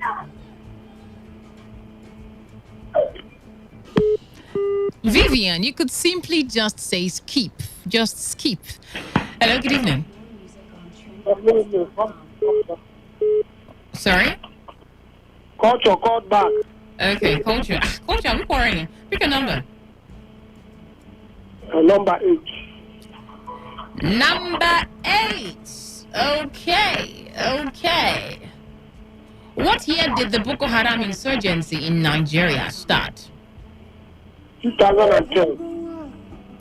The Ababumen riot was a rebellion against what? Come again. Sorry, I don't come again here. Okay, sorry. Culture, I think you've called before. Yeah, so that should be a 2 times trial. All right. So, hello, good evening. Number 12. I don't have number 12 on my list. Number 1 to 10. Yeah. Hmm? 10. Number what? 10. Number 10. Yes. Okay. What happened before the attack at the Lekki toll gate took place? Skip. What type of attack made the massacre at the Lekki toll gate? Impact. I'm sorry. I'm looking for somebody that's going to get that question, really. 0817 000 0951 or 0810 951 0951. That is 0817 000 0951 or 0810 951 0951. Hello, good evening. Hello. Yeah, what's your name and location? I'm calling from this Dakota. Yeah, sorry, what's your name? Esther. Esther, pick a number. I pick number 7. Number 7. What is the event that took place in 1902 to 1917 called?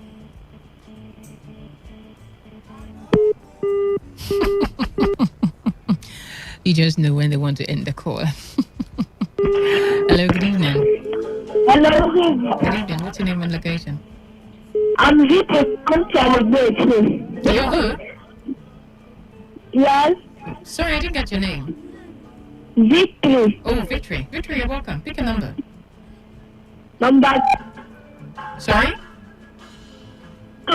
Number 2. Yes. Okay. Number 2. Are you ready? Yes. Okay, she's ready. What is the most used word in the news in 2021? COVID-19. Why am I laughing? What is the most terrific conflict in the history of Nigeria? I'm sorry. Oh my God. Oh Lord. 0817-000-0951 or 0810-951-0951. Hello, good evening. Hello, good evening. Good evening. What's your name and location? My name is Kenneth calling from Pentagon. Good to have you. Pick a number. Number 10. Number 10. How many lives were killed during the Nigerian Civil War?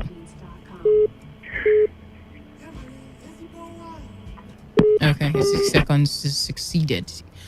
You can simply say skip for a question that you don't know the answer to or you're not sure. Hello, good evening.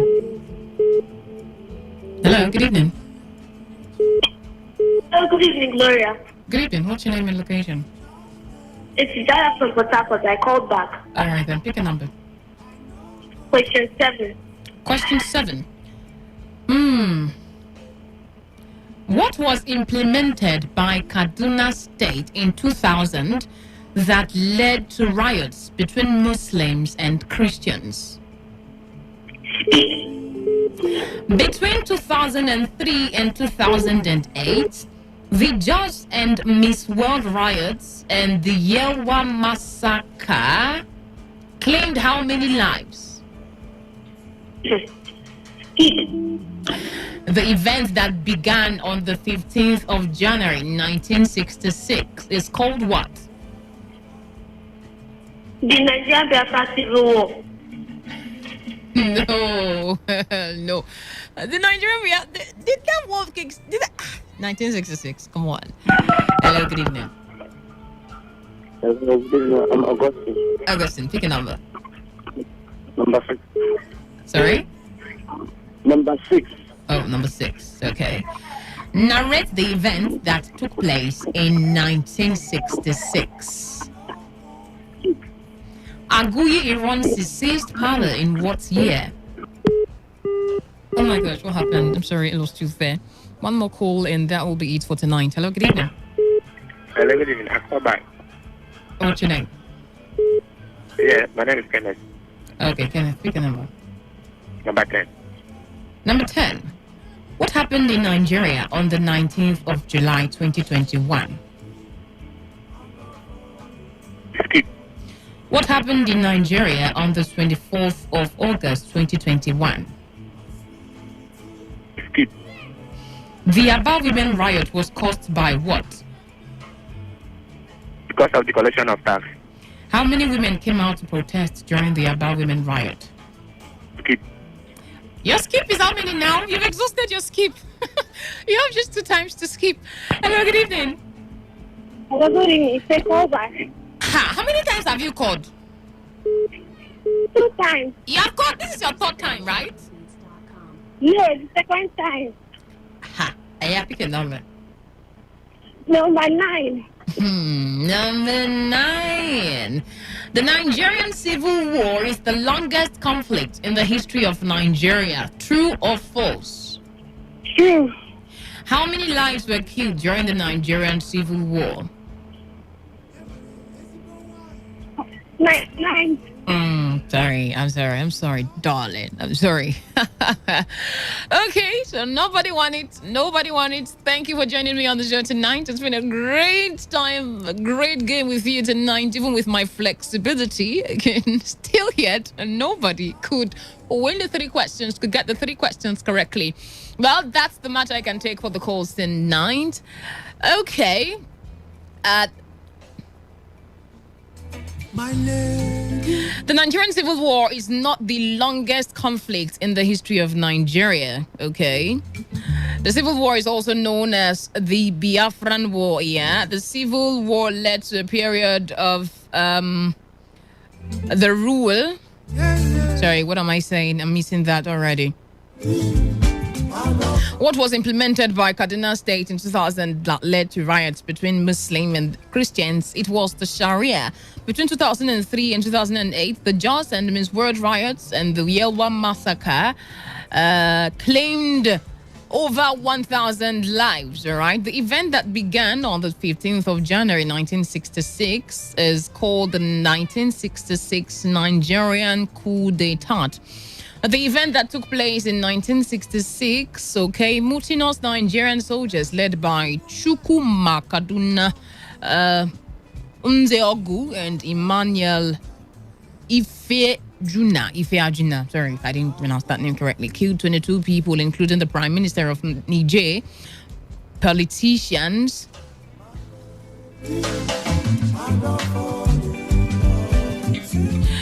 including the Prime Minister of Niger, politicians, senior army officials, including their wives. The coup plotters attacked the cities of Kaduna, Ibadan, and Lagos, while also blockading the Niger and Benue rivers within a two-day period of time before the coup plotters were subdued. This was the event that took place in 1966. Aguiyi Ironsi seized power in 1966.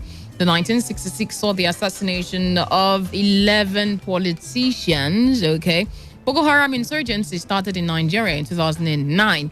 The Aba Women riot was caused by imposition of direct taxation and the introduction of new local courts, especially of warrant thieves. How many women came out to protest during the Aba Women riot? 10,000 women. The Aba Women riot was a rebellion against economic and socio-political oppressions in Bende, Umuahia, and other regions of Igbo land. What happened in Nigeria on the 19th of July 2021? An Alpha military jet was shot down by the militant groups which government calls bandit on the Zamfara-Kaduna boundary area. What happened in Nigeria on the 24th of August 2021? The infiltration of the Nigerian Defense Academy by a group of armed hoodlums. The event that began on the 15th of January 19th. I think I've answered all that. What was the victory of the Nigerian Civil War? That was the reincorporation of Biafra into Nigeria. What was the victory of the 1983 coup d'etat?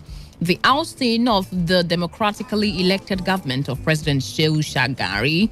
A faction of mid-level armed forces officers led by the Chief of Army Staff General Ibrahim Babangida overthrew the government of Major General Muhammadu Buhari in 1985. The Nigerian military coup of 1983 was coordinated by key officers of the Nigerian military, namely, I'm gonna withhold the names right now. The conflict in the Niger Delta arose over tensions between foreign oil corporations and a number of the Niger Delta's minority ethnic groups who feel they were being exploited. That's how far I can go on the program tonight. Thank you for joining me. So on Terrific Tuesday, once again, we unravel terrific events and have you also share your thoughts on them, unraveling fact, about these events as they happened and also happen, as the day goes by. My name is Gloria Kati. Follow me on socials, Facebook and Instagram, Gloria Kati, Kati spelled K-A-R-T-E-E. Thank you for joining me on today's edition. I'm sorry no one could win the questions, could get the questions correctly, but I'm sure that you had a great time on the program tonight. Join me again tomorrow from 8 p.m. to 9 p.m. Opinion poll comes up right after now. Stick to the dial. It is still Today95.1 FM. Don't go anywhere.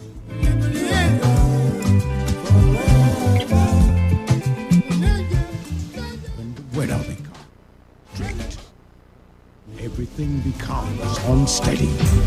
The only way to go is tune to Today 95.1 FM. And the world of information, entertainment, and education will be served as breakfast, lunch, and dinner. Welcome to the show. You're listening to today's Quest. The newspaper review segment is what we've got. Now who says I can't bring the party to your house right now? Because, even if it's raining, I still bring the heat right here. I am here for you, and I know you are here for me. It is surely the best 15 minutes of football you can find anywhere on radio.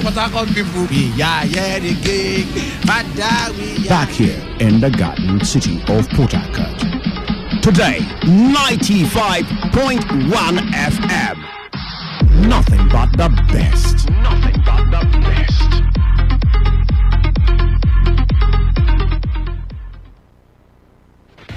This is Today 95.1 FM.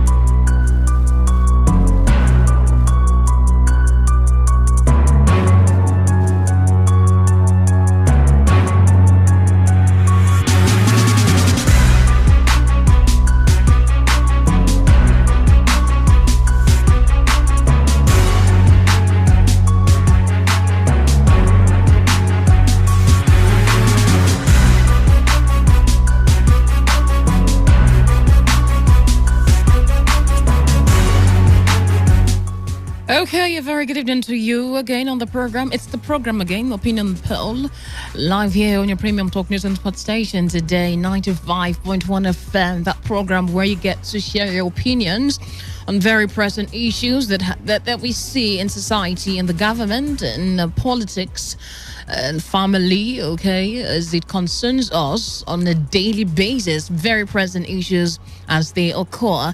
That's what we do on the program. Bring them to the table, tackle them, deal with them, address these issues, dissect them with you, and forge, suggest possible ways to forge ahead, okay, with these or in these certain situations. My name is Gloria Kati. Dave is unavoidably absent tonight. I'll be here with you alone till the top of the hour at 10 p.m. So let's have a great conversation. I have another very great and interesting, quite worrisome also, conversation for you tonight. And I'd really like you to be a part of it. I'd really like you to throw in your opinion, your thoughts on this topic as it concerns each and every one of us in Rivers State. This really has to do with the Rivers State government. So the numbers that you can call are 0817 000-0951 or 0810-951-0951. That is 0817 000-0951 or 0810-951-0951. You can simply do your text or WhatsApp message to 0701 933 9962 0701 933 9962. I must say a very big thank you to you out there for joining us on a daily basis on the program. Each and every day that you join us, you really do not know what it means to us. It means a whole lot, okay, as you make the program really go on fine and interesting. I mean, getting to unravel your side of the story, your thought and, opinions on these issues really make it more interesting, really gets us to understand better and also have a broader perspective towards these issues as we bring them to the table. So thank you very much for making out time, irrespective of your tight schedule, as they come to join us on radio on a daily basis. Today FM really loves you. Okay. All right, till tonight again. I'll be right back shortly to bring to the table and unravel the topic of conversation tonight. Don't go anywhere. It is Opinion Poll, live here on your premium talk news and sports station Today, 95.1 FM on this very beautiful Tuesday night, the 28th day in September 2021. Stick to the dial. I'll be right back shortly.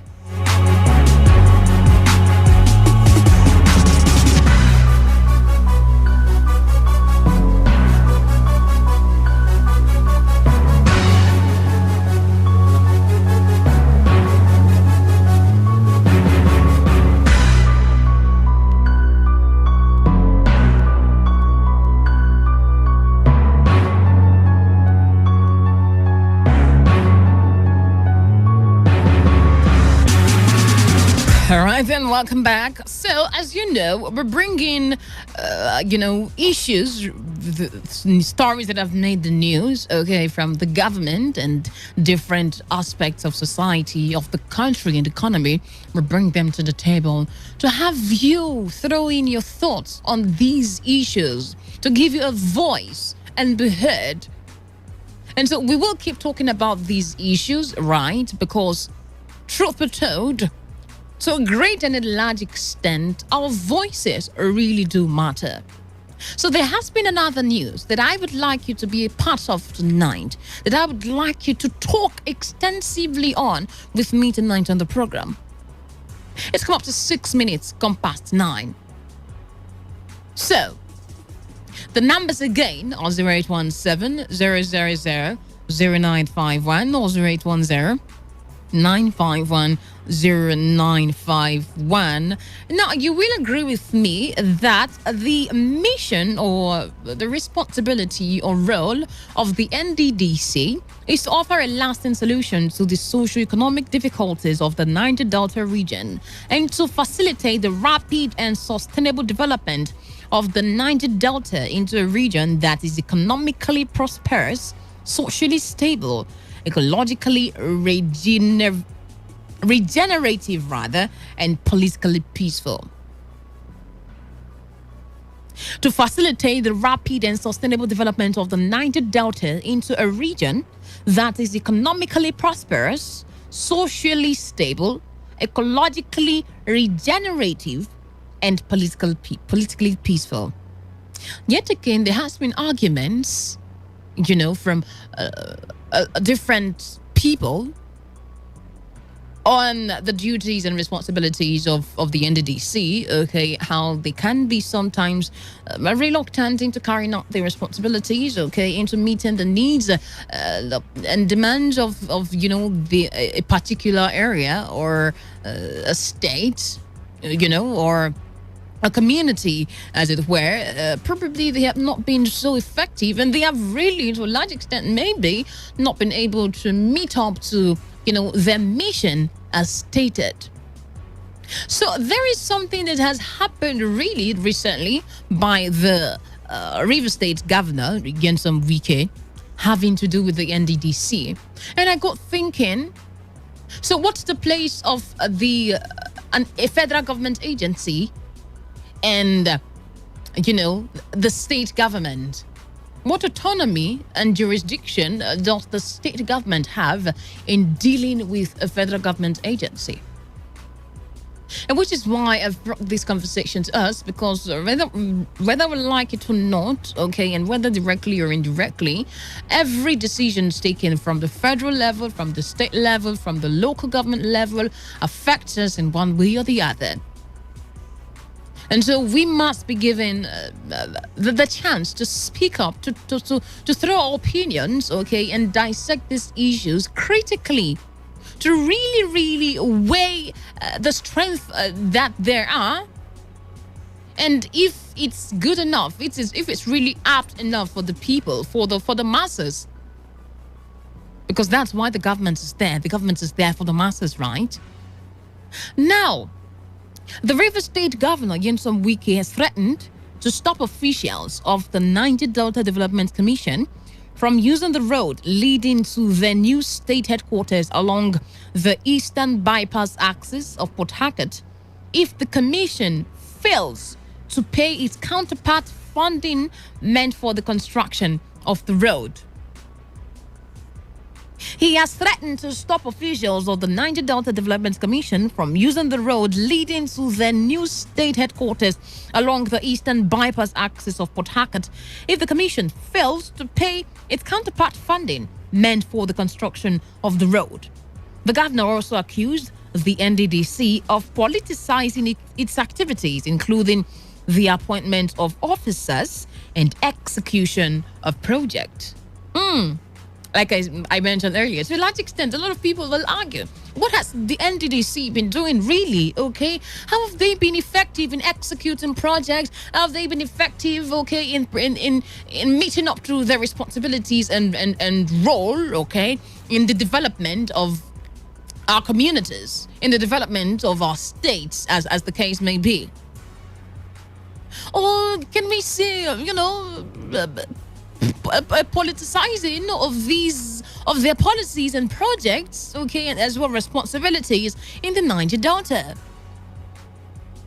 And with these threats passed to the officials of the Niger Delta Development Commission, so we got thinking, now will you say that this is a good move by the government to hinder the functioning of a federal agency irrespective of its aim? are a welcome development and a good move by the governor in solidarity with the people, driving home the plight of the people as regards fixing the road. Will you say this is indeed a good move by the government? I mean, this is actually hindering the functioning of a federal agency, irrespective of, its aims or work on development. And I mean, it might be a good move, okay, by the governor in solidarity with the people, which is driving home the plight of the people as well, having to do with fixing these roads and all of that. And then again, I'm thinking, will these threats to stop officials of the Niger Delta Development Commission, will it really, really bring, the desired effect, the desired change, okay, from the people, of the people, and the governor himself? Will it really spur the NDDC to executing these projects, to meeting up to the developments of roads and giving us very good roads? Because sometimes when you see these roads that is being constructed, you really cannot say, you really don't there's little or nothing you can say about them. So can we say that this is a good move by the governor? And if we also, again, we want to, appraise the feasibility or possibility of this move to suspend or stop, not even suspend, to stop officials of the Niger Delta Commission from using the road leading to the new state headquarters, do you think this can really hold water? Do you think this is a move that can really, really be carried out and sustained, and then also lead to the effectiveness of the NDDC? I mean, what has been the role? What exactly can we say, that the NDDC has been doing towards community development in the Niger Delta, which is why we have that? 0817-000-0951 or 0810-951-0951. Or do you think maybe the governor is going too far? I mean, this is the federal government agency, it has no business with the state government, so should we, what exactly do you think about this issue? Hello, good evening. Hello, good evening. Good evening. What's your name and location? My name is Barry Diadom. I'm calling you from Ada George, close to the New River State Government House. Okay, you're welcome. Talk to us. Concerning this NDDC of 18, it's a pity that NDDC now has turned to some people's savings accounts. Money meant to develop the Niger Delta, they pocket it, they eat it. It's a pity, though, but I'm waiting for the forensic audit. They said they've indicted some people. What are they waiting for? Let them prosecute these people, okay? Let them prosecute them. I don't know what they are waiting for. See, Glory, can you hear me? I can hear you loud and clear. See, we are the problem of ourselves. We Niger Delta, we are the problem of ourselves. We don't like ourselves. We are the problem of ourselves. Look at common East-West road.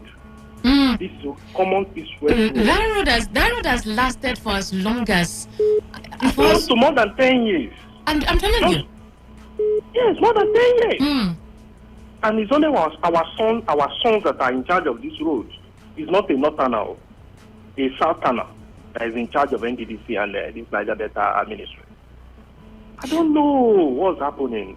So I don't know who was. Do you think, would you say it's a good move, okay, with the threat of the governor wanting to stop the officials of the Niger Delta Development Commission from using the road that leads to... Yes, a good move. Very good move. But then again, will that move really spur them into carrying out these projects? I don't know, because these people are really stubborn.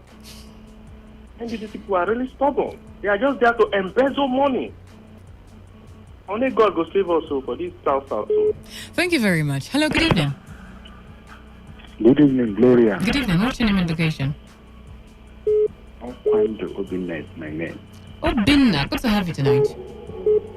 Thank you, my sister. You see, Governor Wike has really turned governance in River State to an amusement park. Or how is he going to stop the NDDC, a federal agency, from performing their work? I don't understand. My sister, you were here in River State when Right Honorable Chibike Amechi was the governor of River State. He was using the resources of the state to maintain even federal roads. Because he knows very well that these roads are going to be used by River people. And fortunately for the government of Governor Wike, monies were paid back from the federal government back to River State for maintaining federal roads. So why is it that the governor cannot do the right thing every time he is scoring cheap political points just to entertain people?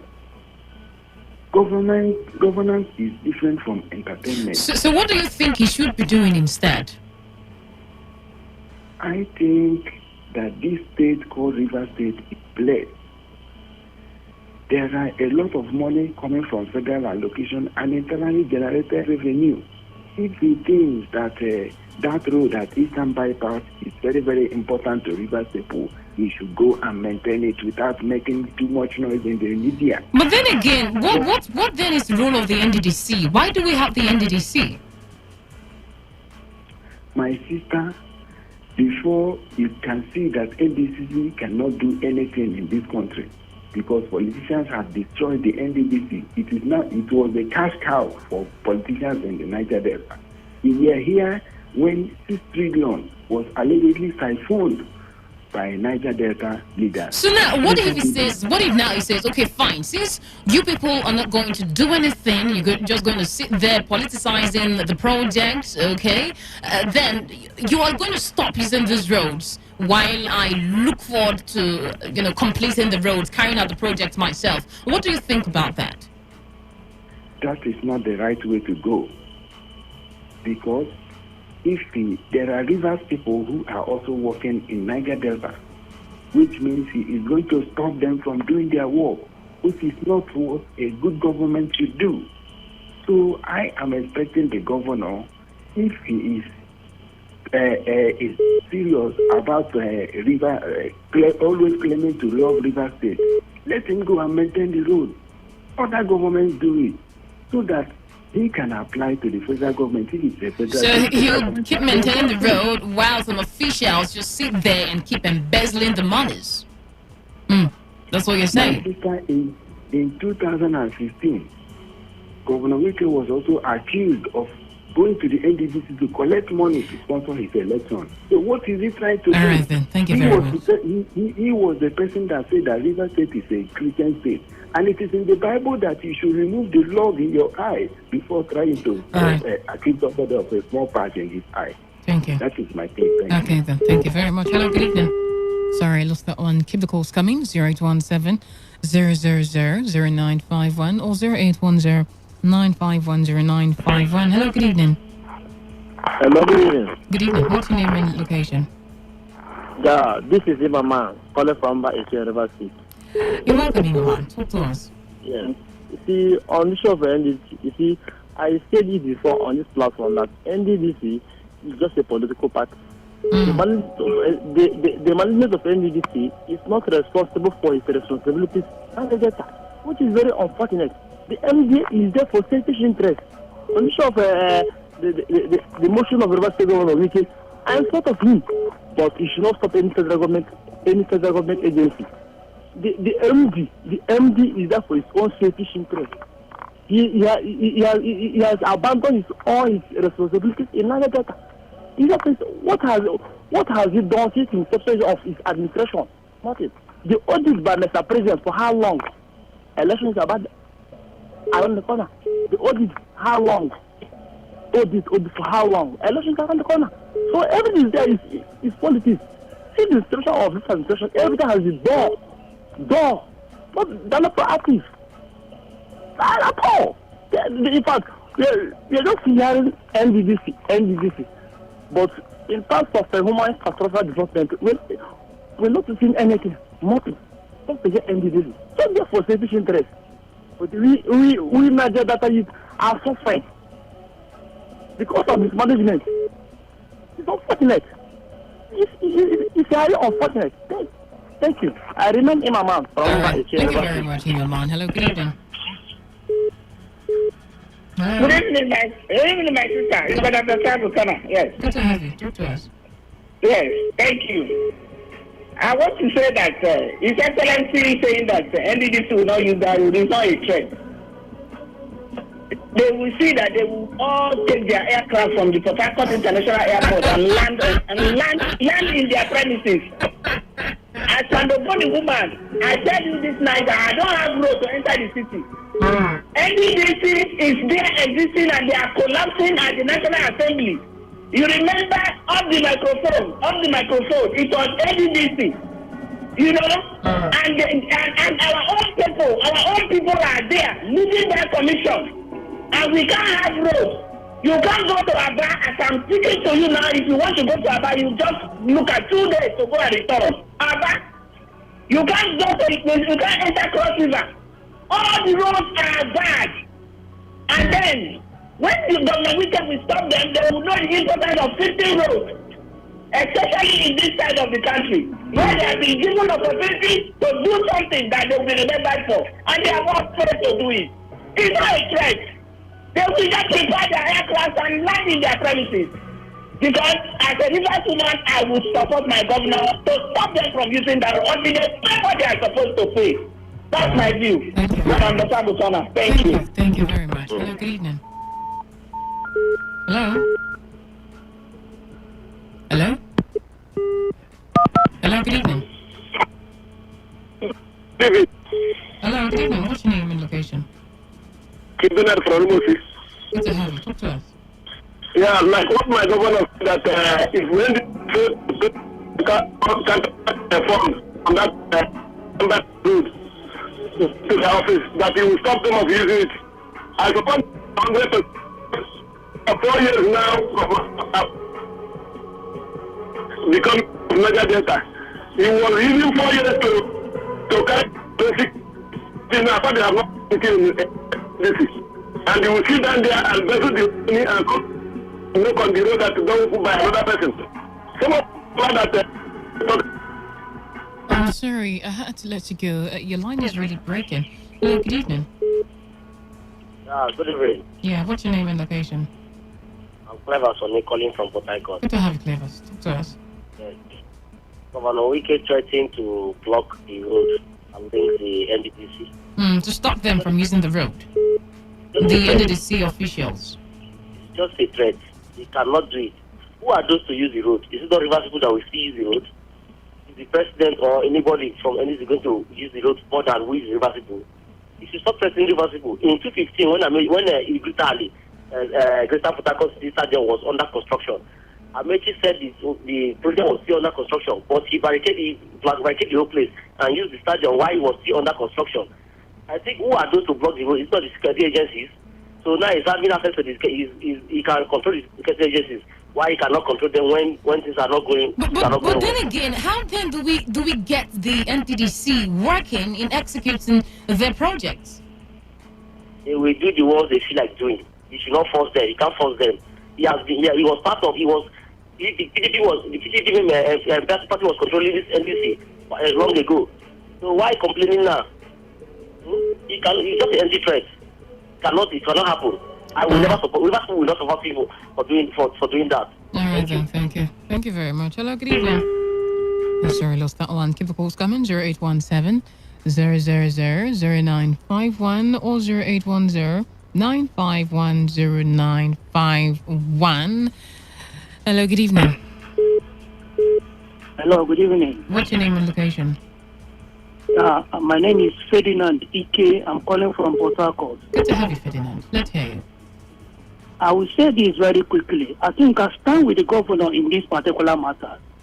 Because before the government of Rivers State ever went into constructing that road, there was an agreement between Rivers State government and then BBC.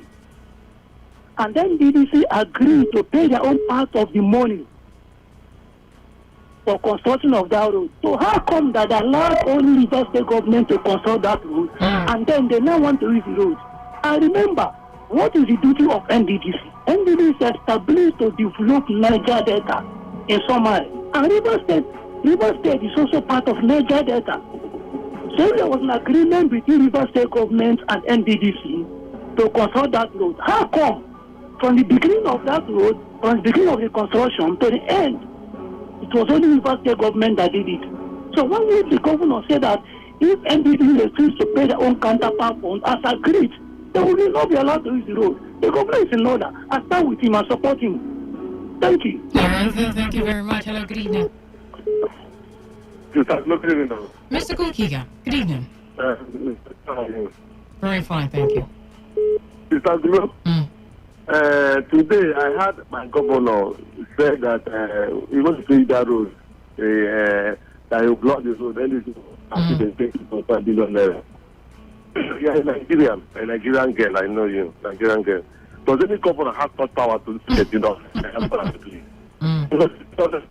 to the fact.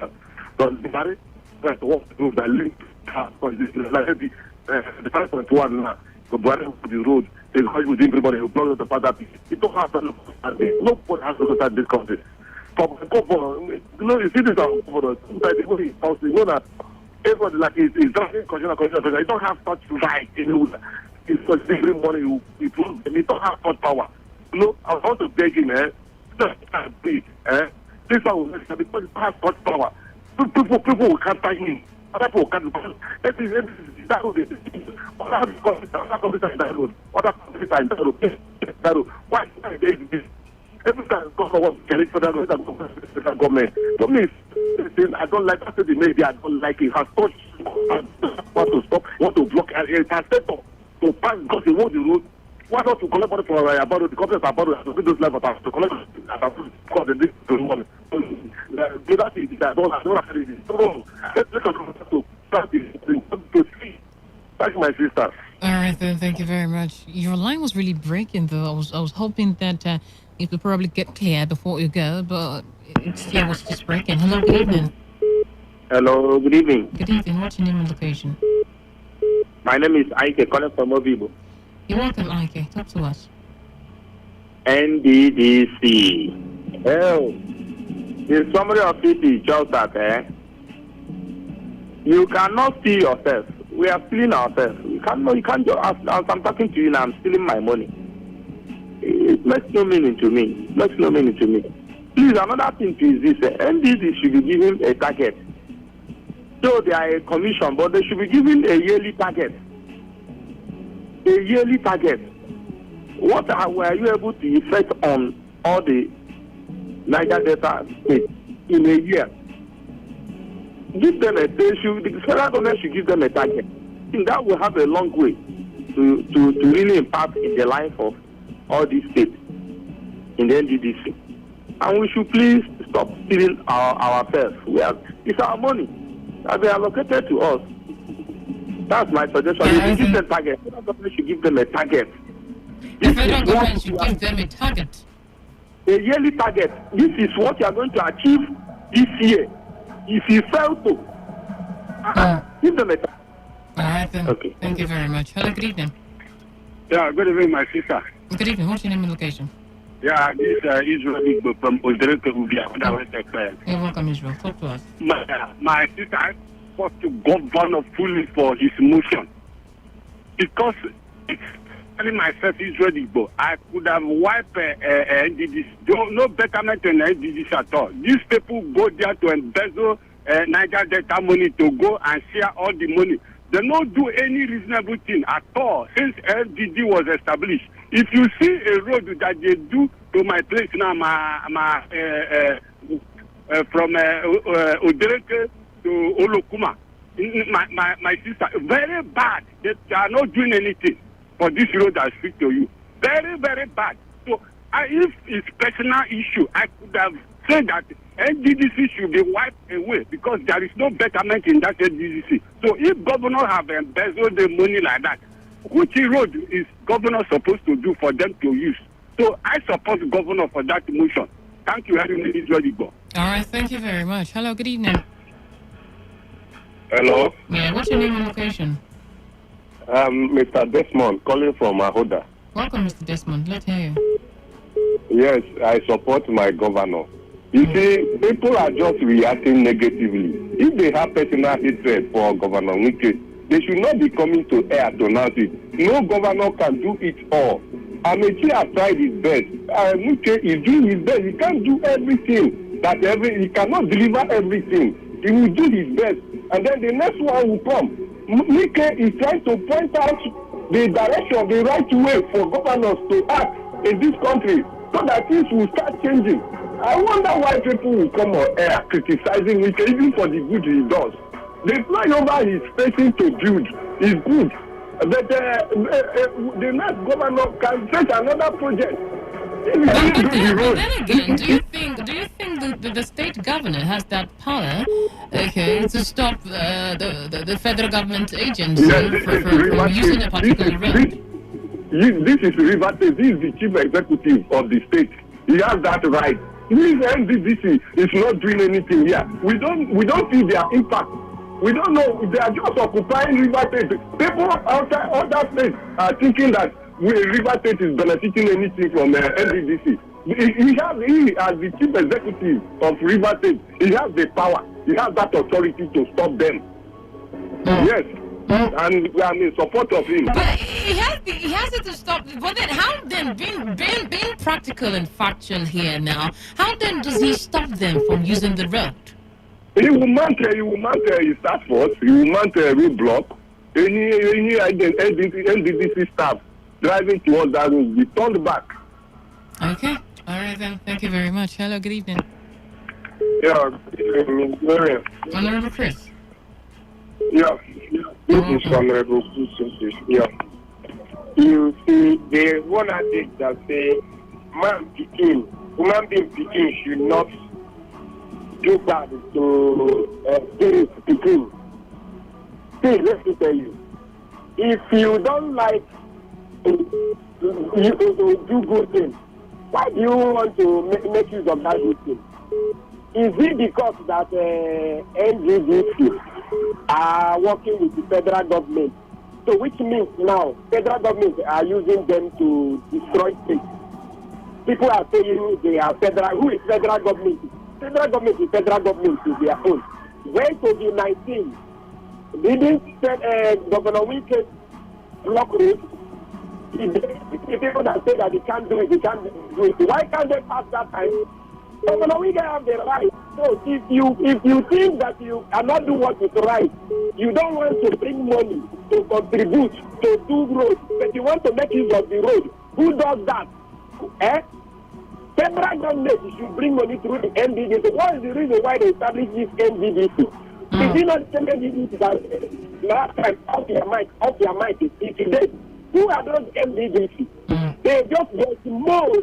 I think I noticed this NDDC, they have a group of Yahoo points federal government are using to transfer money. They put their own people there. Just start the nation people that are in that NDDC. You will hear Alahaji this, Alahaji this, Tokubo this, Tokubo that. And that NDDC is it for good people? Is it for Niger Delta?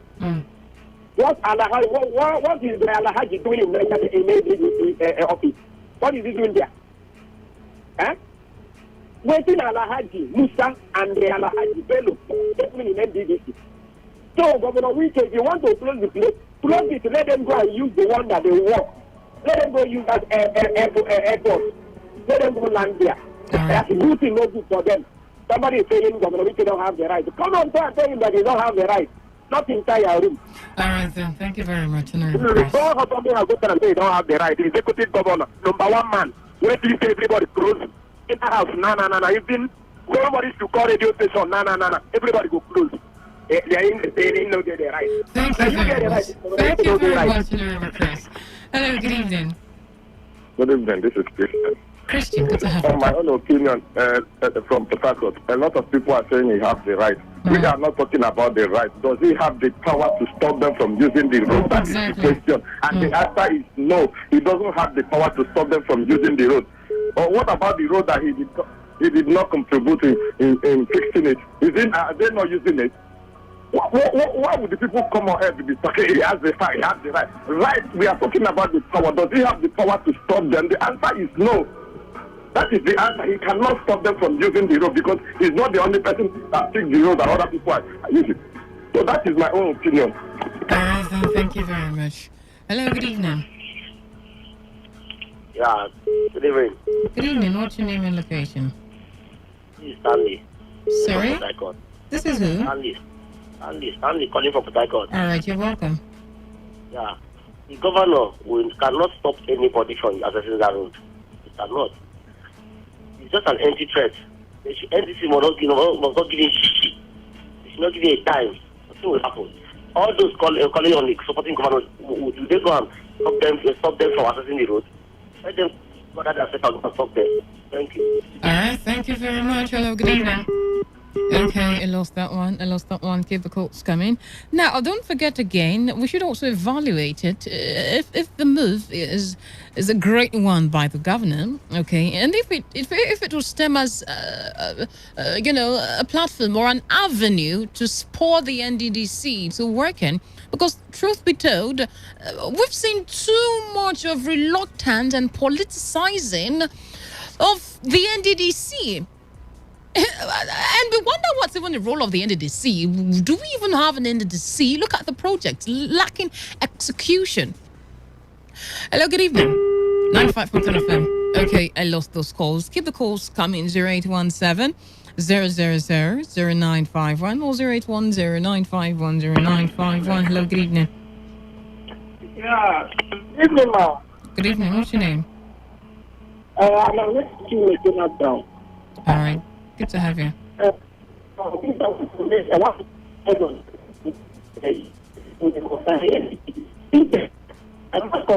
sorry, your line is breaking. Please call me back. I can barely hear you. Hello, good evening. Hello, Cafe.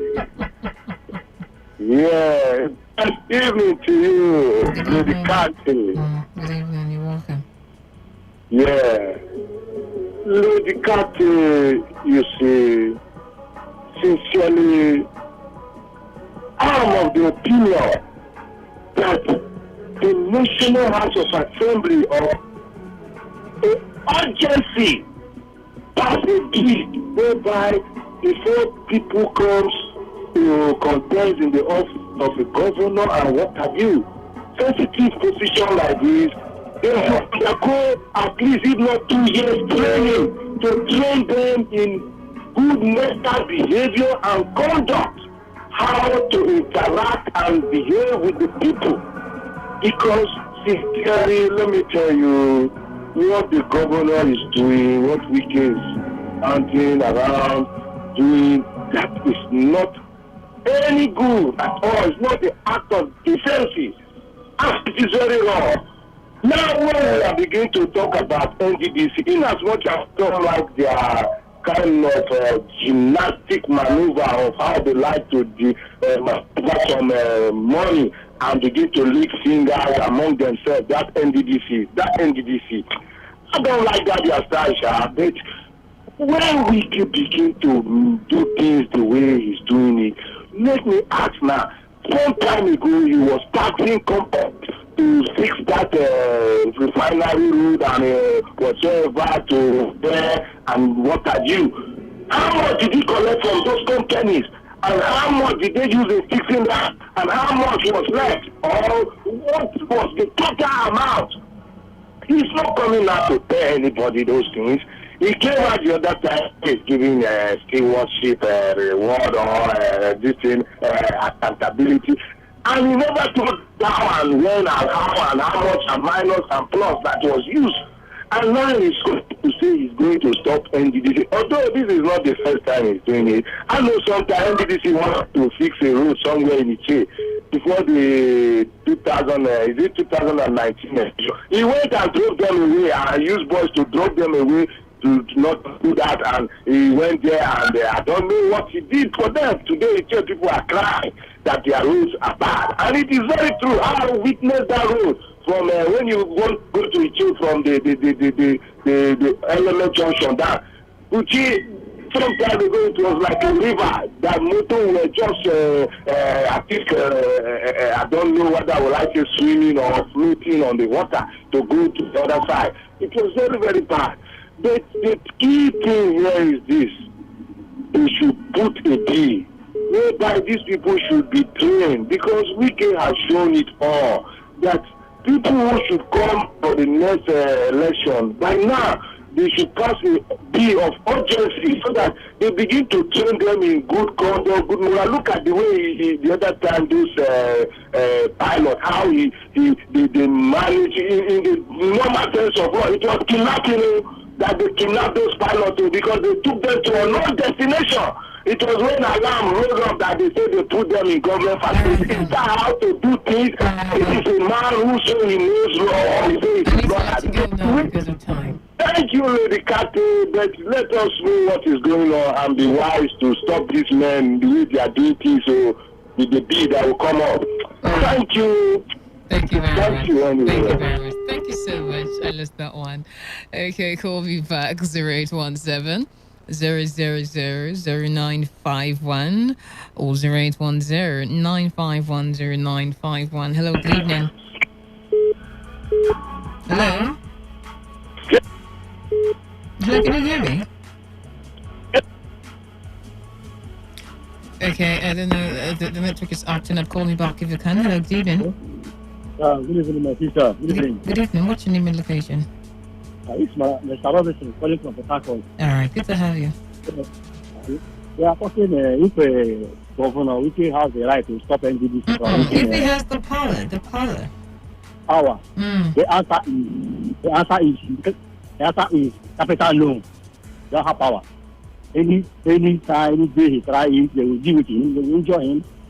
Because former government is try to do something similar thing. When Jonathan wants to come to at the Jerusalem, so they block everywhere that Jonathan will not use the place, and they use the caterpillar to remove all the whole blockage for that time the place. So they don't have single power. He died.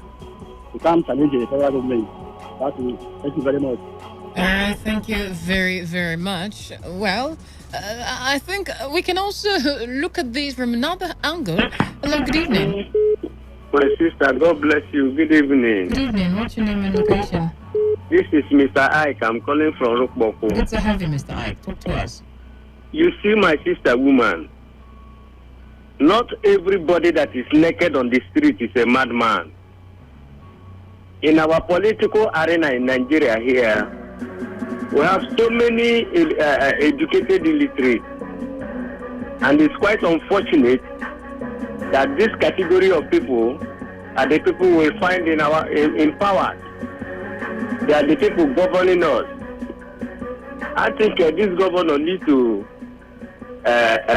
he needs to be evaluated if he has a problem, some kind of problem. Because sometimes the way you come out to talk, I think we have about 30-something states, and I have never seen any governor who talk without realizing what is coming out to air out to the public. So I think this governor needs to be properly lectured, and then then he should also have a very good advisor. I think okay. The governor Wike don't even have a good advisor. That's why normally all the time he comes out and then saying what he's supposed to say and what he does not supposed to say.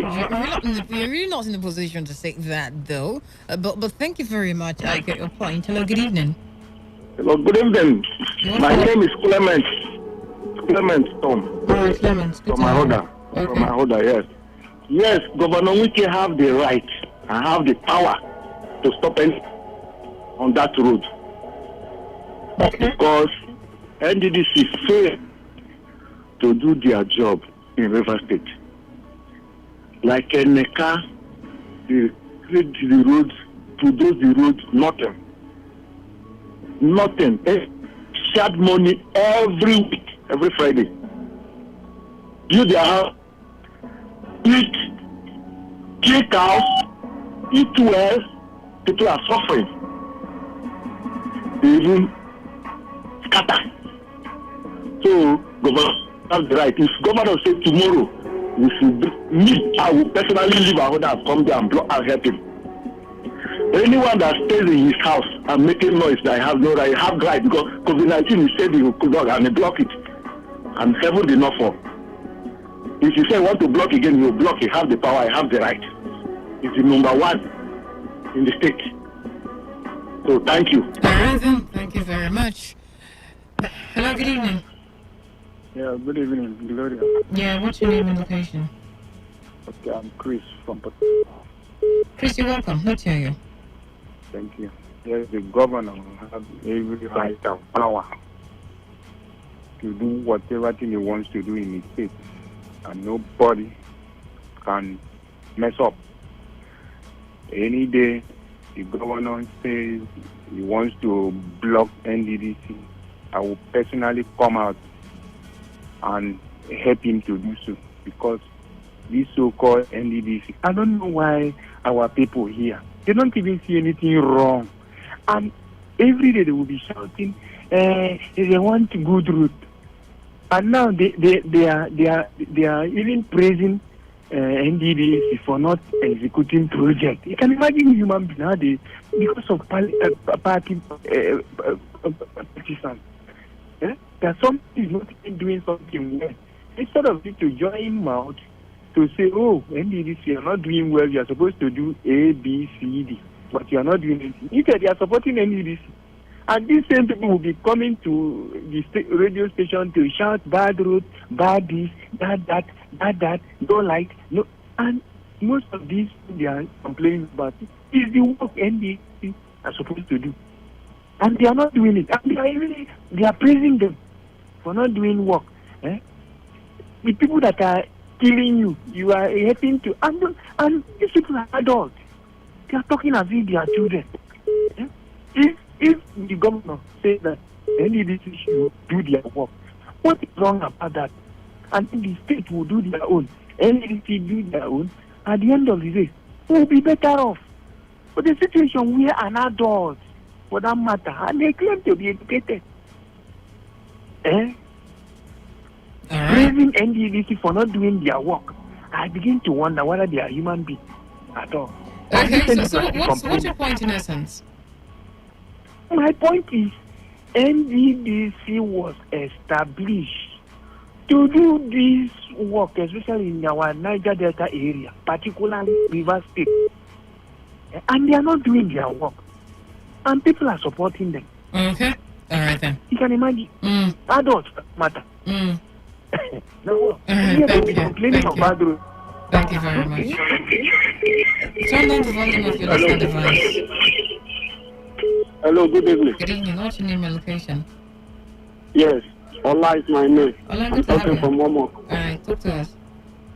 Yes, I concur with the last caller. May God bless that man, because you already say all my mind. Whereby many of them now, they come from HA. Many of these our people that are against our governor. Maybe they come from HA, or they come from our farm road, or they come from inside Obigo, or they come from Abua. I go Calabari road today. I was in Abonima Degema this night. If you see Abonima Degema road, I don't think that these people will be talking about this, because I believe that Abonima Degema road belongs to NDDC first before the federal government under our president or whatever. If you see Abonima Degema road alone, I wonder how many local government is there where Abonima Degema road be like if one rain fall. I don't think that Mercedes-Benz can pass Abonima Degema road if you not carry jeep that is or Hilux that have auxiliary. Now, people where they condemn within our governor say he want to block these people, make sure that hello. These people that they are condemning within our governor talk about this issue, I don't think that they are living in River State. Because I from Osun State, but I work in all River States. Even reach Akwa Ibom, reach many places, but especially River State particular. Our governor saying what he can achieve, what he can pay for us. people are against him. But maybe they are against him. We'll see where the matter went. Now we will see follow suffer. All right, thank you very much. Hello, good evening. Hello. Good evening. What's your name? Yeah. Yes. Okay. Turn down the volume of your listening device. Okay. What I'm saying is that some people on air, when they speak on air. No, just go ahead and say what you have to and say your point. You don't need to point out anybody's opinion. Okay, my point is this: the governor doesn't have the power because NDDC is a commission set up by the federal government, and it's a federal commission. He himself, as a governor, should try at least to do what he's supposed to do. I know that he wants the NDDC to participate in the construction of that NDDC road there, that their office. But then, every person talking should realize what happened in this River State 2014 and 2013 when a sitting governor was addressing public. Through federal might, the police commissioner then scattered the whole area at Romola simply because the federal is not interested in that governor's advice or address that day. So any person contributing saying that governor has the power, no. The only thing is that he should try to complete that very road and then give his bill to the commission. They will pay him just like as they paid the last 70-something billion naira to River State. They will pay him. That is my advice. We should try, but they will pay him. All right, thank you very much. Thank you. Hello, good evening. Hello. Good evening. Good evening. What's your name and location? Ogaloki calling. Good to have you, Ogaloki. Let's hear you. Thank you very much.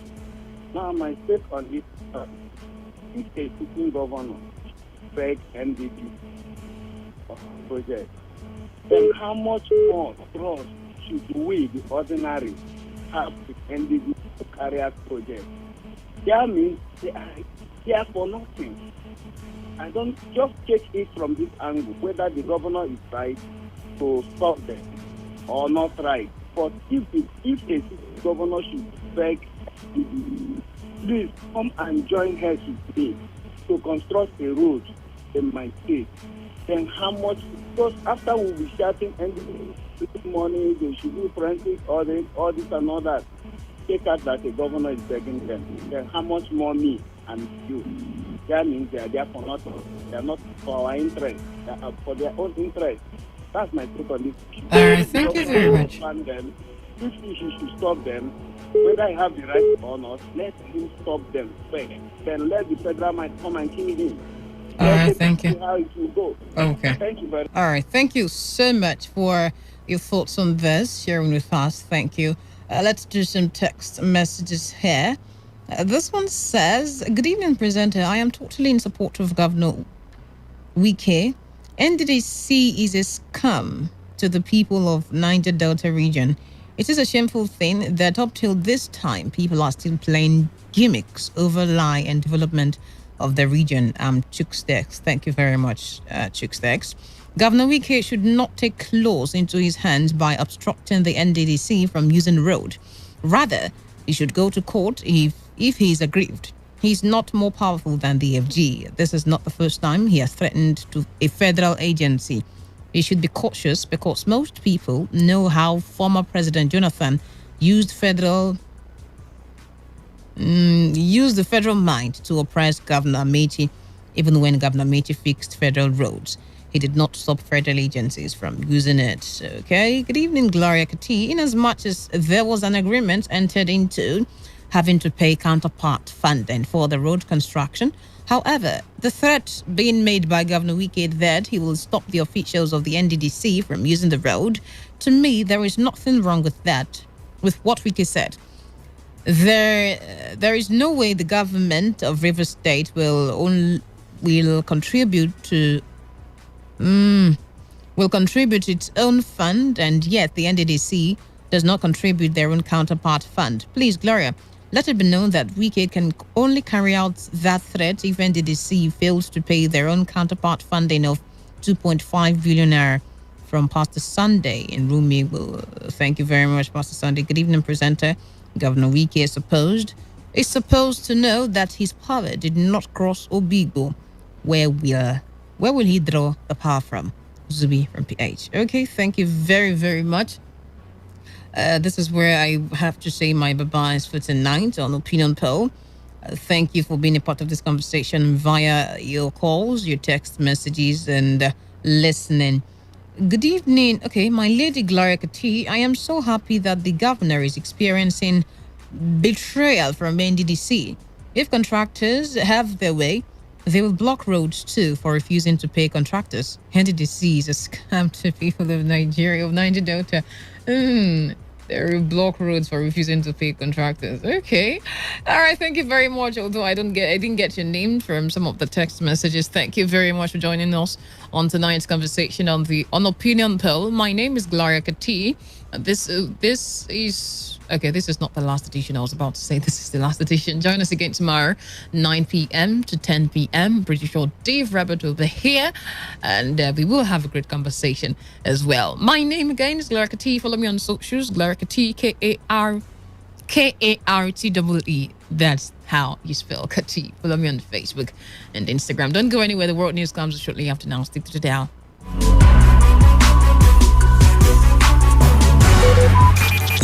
Talk radio. I listen to a lot of talk radio. 95.1 FM.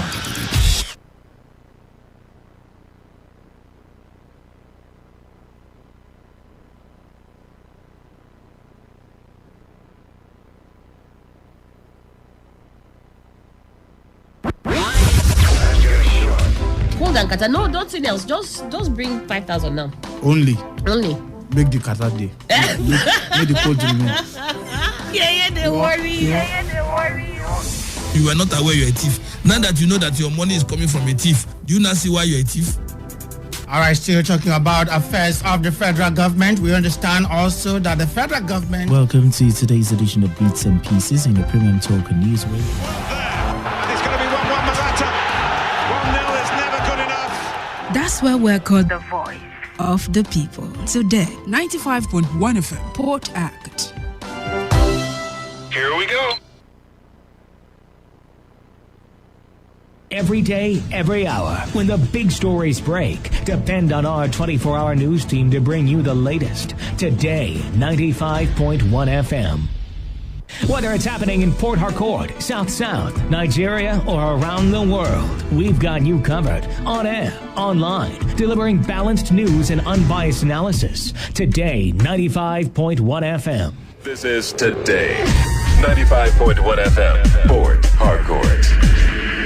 News. Good evening and welcome. This is the Word News on your premium talk radio. Today, 95.1 FM, Port Harcourt. I am Gloria Caribbean. We start with the headlines. Minister of Niger Delta Affairs promises speedy completion of remaining sections of East-West Road. Alessa people in LML local government area of River State demands involvement in ongoing rehabilitation of Port Harcourt refinery. Federal government announces plans to shut down section of Federal Secretariat in Abuja ahead of country's 61st anniversary celebration. On the foreign scene, Algeria's army chief accuses Morocco of conspiracy against his country. Now the details. President Muhammadu Buhari says his administration is determined to provide accommodation and improve the welfare of the personnel of the Nigerian police force. The president who came up with this during the commissioning of the Special Protection Unit Base 6 in Omokwa community in Ikwiri local government area of River State said he's also directed the construction of barracks to help improve the welfare of police personnel in the country. The president, who revealed this through his vice, Professor Yemiu Sibajo, said the commission's Special Protection Unit will help alleviate accommodation problems faced by the police and also help improve security of lives and properties in River State. An important feature of the reform is accommodation for men and officers, and I have directed that the building of barracks for men and women of the police force should be done in collaboration with the social housing effort of the Family Homes Fund. This will ensure speedy execution of all of the projects and all of the barracks that need to be provided. Funding of the police force remains a huge challenge, which is why we worked with the National Assembly to enact the Police Trust Fund Act. We are looking at other measures to improve funding for the police. And that establishing adequate security is absolutely integral to the fulfillment of this objective, which is why we have committed significant resources to projects such as we're about to commission. Also speaking, River State Governor Nyesom Wike threatened to deny the Niger Delta Development Commission access into the new office along Eastern Bypass axis of Port Harcourt should they fail to pay their own counterpart funding meant for the construction of the road. He called on the police personnel to take advantage of the Special Protection Unit Base 6 to ensure improvement in the security of lives and property in River State. A project without conceptualization, projects that are being done politically, projects without no funding. Why will you not? I thank God the Minister of Niger Delta said that it will be different altogether. NDDC has been a cash cow for politicians. Cash cow for politicians. You will see competition who will be MD. You will see competition who will be ED Finance, ED Project. Why? These are people that will make sure money is available for politics. You have portfolio contractors for every now and then the MD will be running to Abuja to seek from the office of the RGF, from the presidency before whose contract to award when they are not even contractors. But once they pay the first part, all of them will just abandon it.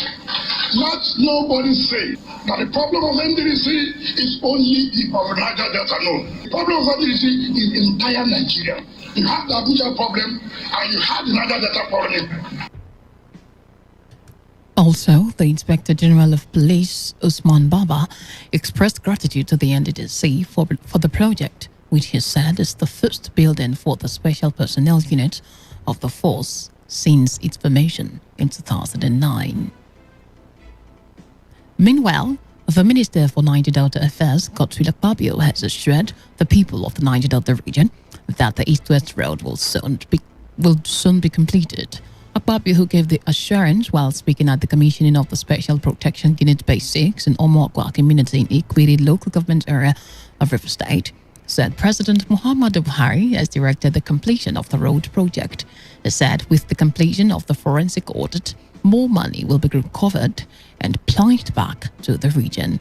He has assured all Niger Deltans that everything will be done to ensure the completion of the East-West Road. From Warri in Efurum all the way to Oran, the most dangerous part right now is the Element Junction. And the governor of Rivers said, if we delay at all, because you were touching a lot of federal projects, we thought you would touch that area. Since you have neglected to touch that area, we assure you that we are already on the road. And the NDDC, we have just completed the forensic audit. I'm sure through that audit, we are going to recover a lot of money that we put for the development of the people. And of course, people thought that the audit was a joke, but eventually it has been completed. It wasn't an easy task because we discovered that abandoned projects in the region. Now, I don't want to blame anybody because this is the time for action. Of the 13,777 projects, we'll look at the ones that we can complete for the benefit of the people. And I assure you that they will be completed for your benefit. The chairman of Ikwiri local government area of River State, Samuel Nwanosike, says it is strange for people to be accusing Governor Nyesom Wike of meddling in the affairs of local government administration. Nwanosike, who came up with these while speaking with the DFM, said Governor Nyesom Wike has been assisting the local government in the payment of salaries of primary school teachers. On the recent flooding parts of the state, the Ikwere local government chairman said anyone who violates the master plan of the state should bear the consequences. The people of Omurele community in Ikwere local government area of River State were this morning thrown into mourning after about 2 persons were killed and several buildings razed down by fire which stemmed from an explosion of petroleum tanker in the area. The indigene of the community who confirmed the incident to DFM said a truck conveying petroleum product was stopped by Petroleum Task Force in an attempt to allegedly extort the driver when a tanker collided with the truck at the checkpoint. Our source identified as Innocent Amati while revealing that angry youths of the community rose against the activities of the Petroleum Task Force, also called on the state government to intervene to save the people. The presence of IGE on petroleum, soldiers at the station, various checkpoints has caused a lot of issues there that has the Sept houses in Omurele ablaze. This morning, as I speak with you, one part of Omurele is gone. Lives has lost. We've lost 2 persons, others injuries. As I speak with you, the youth have mobilized in their numbers. They've destroyed their various checkpoints in Omurele, asking the state government, the federal government to come and remove them, drive them away from Omurele community. The IGP parked a truck loaded with fuel. Now the people told them that this one were loaded from a depot. They insisted that they must park and settle them. While they were on argument, another truck hit that same truck, which ignited fire, and the whole of the shops, the whole of people's buildings and so on is on the fire. Similarly, 2 persons have lost their lives in a fatal motor accident within a vehicle junction along the Emoha axis of the East-West Road. Today, FM gathered that the driver of a truck returning to Port Harcourt ran into the drainage being constructed by the company handling the East-West Road project. The chairman of a vehicle community development committee, Alapo Alete Monday, who confirmed the incident to Today FM, said the driver and his conductor who attempted jumping out from the vehicle were smacked by the tire of the same trailer. Alete Monday said the 2 victims died instantly and that police from Rumuji division have visited the scene to take report of the incident.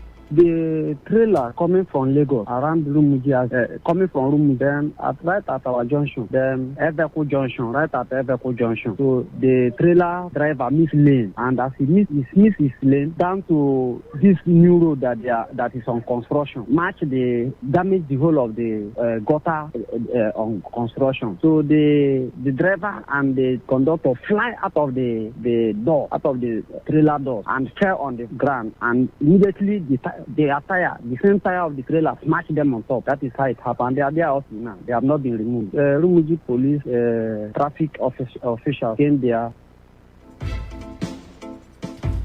The people of Alesa community in LML local government area of River State, which is one of the host communities of the Port Harcourt refineries, are demanding to be carried along in the process of the ongoing rehabilitation of the facility. The Alesa people say they should have been involved before the contract to rehabilitate the refinery, which was signed by the federal government. The paramount ruler of Alesa, Empero J.D. Ngbe, who spoke in an interview with Today FM's Chinedu Iwuna, noted that the community has not been involved in the process since the Memorandum of Understanding was signed. The king also noted that his people have suffered a lot of environmental and health hazard due to activities of oil companies in his community. Chairman of Andoni local government area of River State, Erastus Awatu, has assured his people of human capital and infrastructural development, amongst others, to create revenue for both the local government and the state. Erastus, who made this known as he marked his first 100 days in office, said he will also ensure that the already achieved peace in the area is sustained. While recounting his achievement in office, he said the decision to drill borehole in the local government was to help deal with the issue of cholera.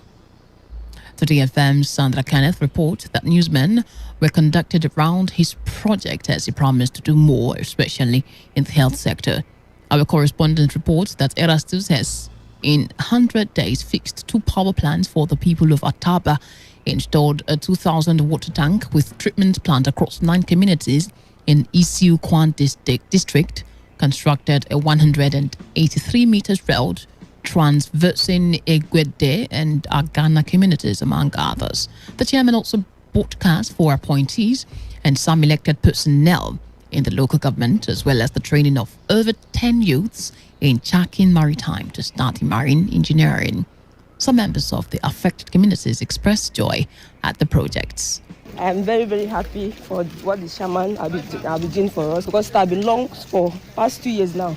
We don't have light, and the thing is really affecting us, affecting our business too, because when there is light, the community look lively. But we are also appealing to him. The most important thing we are looking for here is how road can be able to cross this place. That will bring a great development to this community. It's only an ingrate that will not be grateful for this. We are very happy and grateful. Everybody is happy. We have more than 9 communities on this island, and hopefully, according to the chairman's promise, the 9 communities will benefit from this water project. We survive by well, through well waters. People from neighboring communities have to go to other communities to fetch.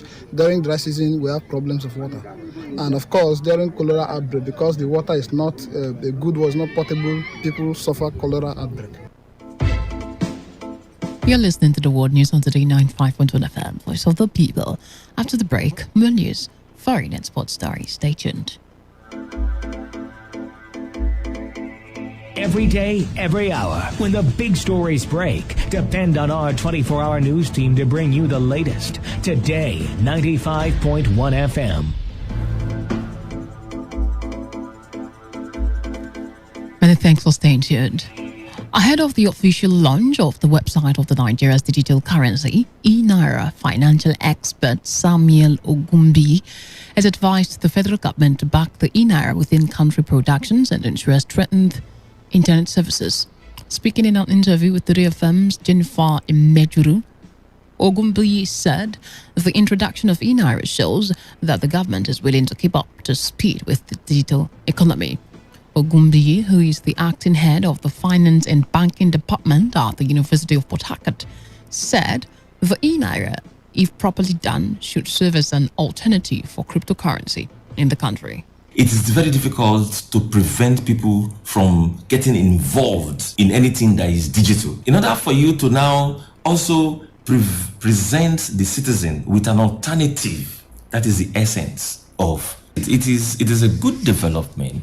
But again, we have our peculiarities in Nigeria. As it is with everything that is government, I am also very sure that that peculiarity of Nigeria will come into the operation of this, our e-Naira. Because our peculiarity in Nigeria is that nothing works well. You might not have light, you might not have, the internet might be bad, the platform to trade on it could be having issues, it's going to also afford the majority of Nigerians that are now internet compliant. It gives them that alternative to cryptocurrency. It's going to aid the development of Nigerian economy. And that is if we are able to back it up with production. Because there is no amount of development that can come if there is no production.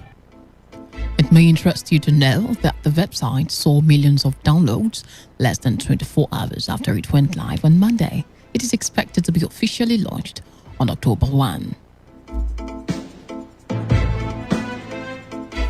The federal government will from Thursday afternoon shut down some sections of the Federal Secretariat complex in Abuja as part of efforts to ensure hitch-free 61st Independence celebration on Friday.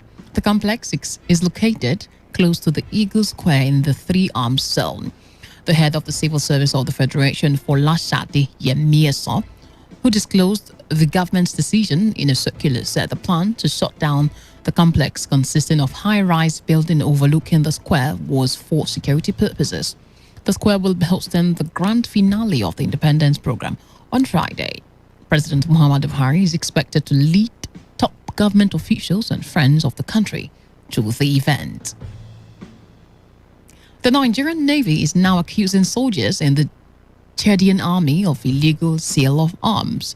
The Chief of Naval Staff, Awal Gambo, made the accusation at a public hearing organized by the House of Representatives Committee on National Security and Intelligence on the consideration of 4 security bills. The naval boss, who was represented by the Chief of Naval Staff, Commodore Jemila Abubakar, also said the weapons donated by some developed countries to neighboring nations are compounding the security woes of the country. He advised that Nigerian government should insist that countries that donate arms to some ECOWAS countries to enact laws to govern the handling of the arms and ammunition or build armory for the countries. The Chadian authorities are yet to react to the allegation. On the foreign scene, Algeria's army chief, General Said Chanegria, has accused Morocco of conspiring against his country and promised a firm response. Chanegria said Morocco had gone too far with its conspiracies and subversive propaganda campaigns. Last month, Algeria cut all diplomatic ties with its neighbor, accusing it of hostile actions. Morocco has described the decision as unjustified and absurd. Algeria alleges that Moroccans support the separatist MAC movement, which seeks independence for its Kabyle region. The two countries have also been at odds for decades over the fate of the territory of Western Sahara, which Morocco claims as its own. News and Sports says Chinese midfielder N'Golo Kante has tested positive for coronavirus and will miss tomorrow's Champions League tie with Juventus. The 30-year-old France international will isolate for 10 days. He will not feature against Southampton in the Premier League on Saturday and is also likely to miss France's Nations League game with Belgium on 7th October. Chelsea coach Thomas Tuchel said he did not know how many of his players are vaccinated against COVID-19. So, end the news. Here's a summary of the major stories. The Minister of Niger Delta Affairs, Godswill Akpabio, has promised a speedy completion of the remaining sections of the East-West Road. Alessa people in Eleme local government area of River State are demanding for involvement in the ongoing rehabilitation of the Port Harcourt refinery. We also told you that the federal government has announced plans to shut down a section of the Federal Secretariat in Abuja ahead of the country's 61st anniversary celebration on Friday. And on the foreign scene, you heard that Algeria's army chief, General Said Chanegria, has accused Morocco of conspiracy against his country. That was the news as edited by Chinedu Iwuna. For comments and inquiries, please call 0818-389-2850 or send your emails to news@todayfmlive.com. You can also read our stories on www.todayfmlive.com.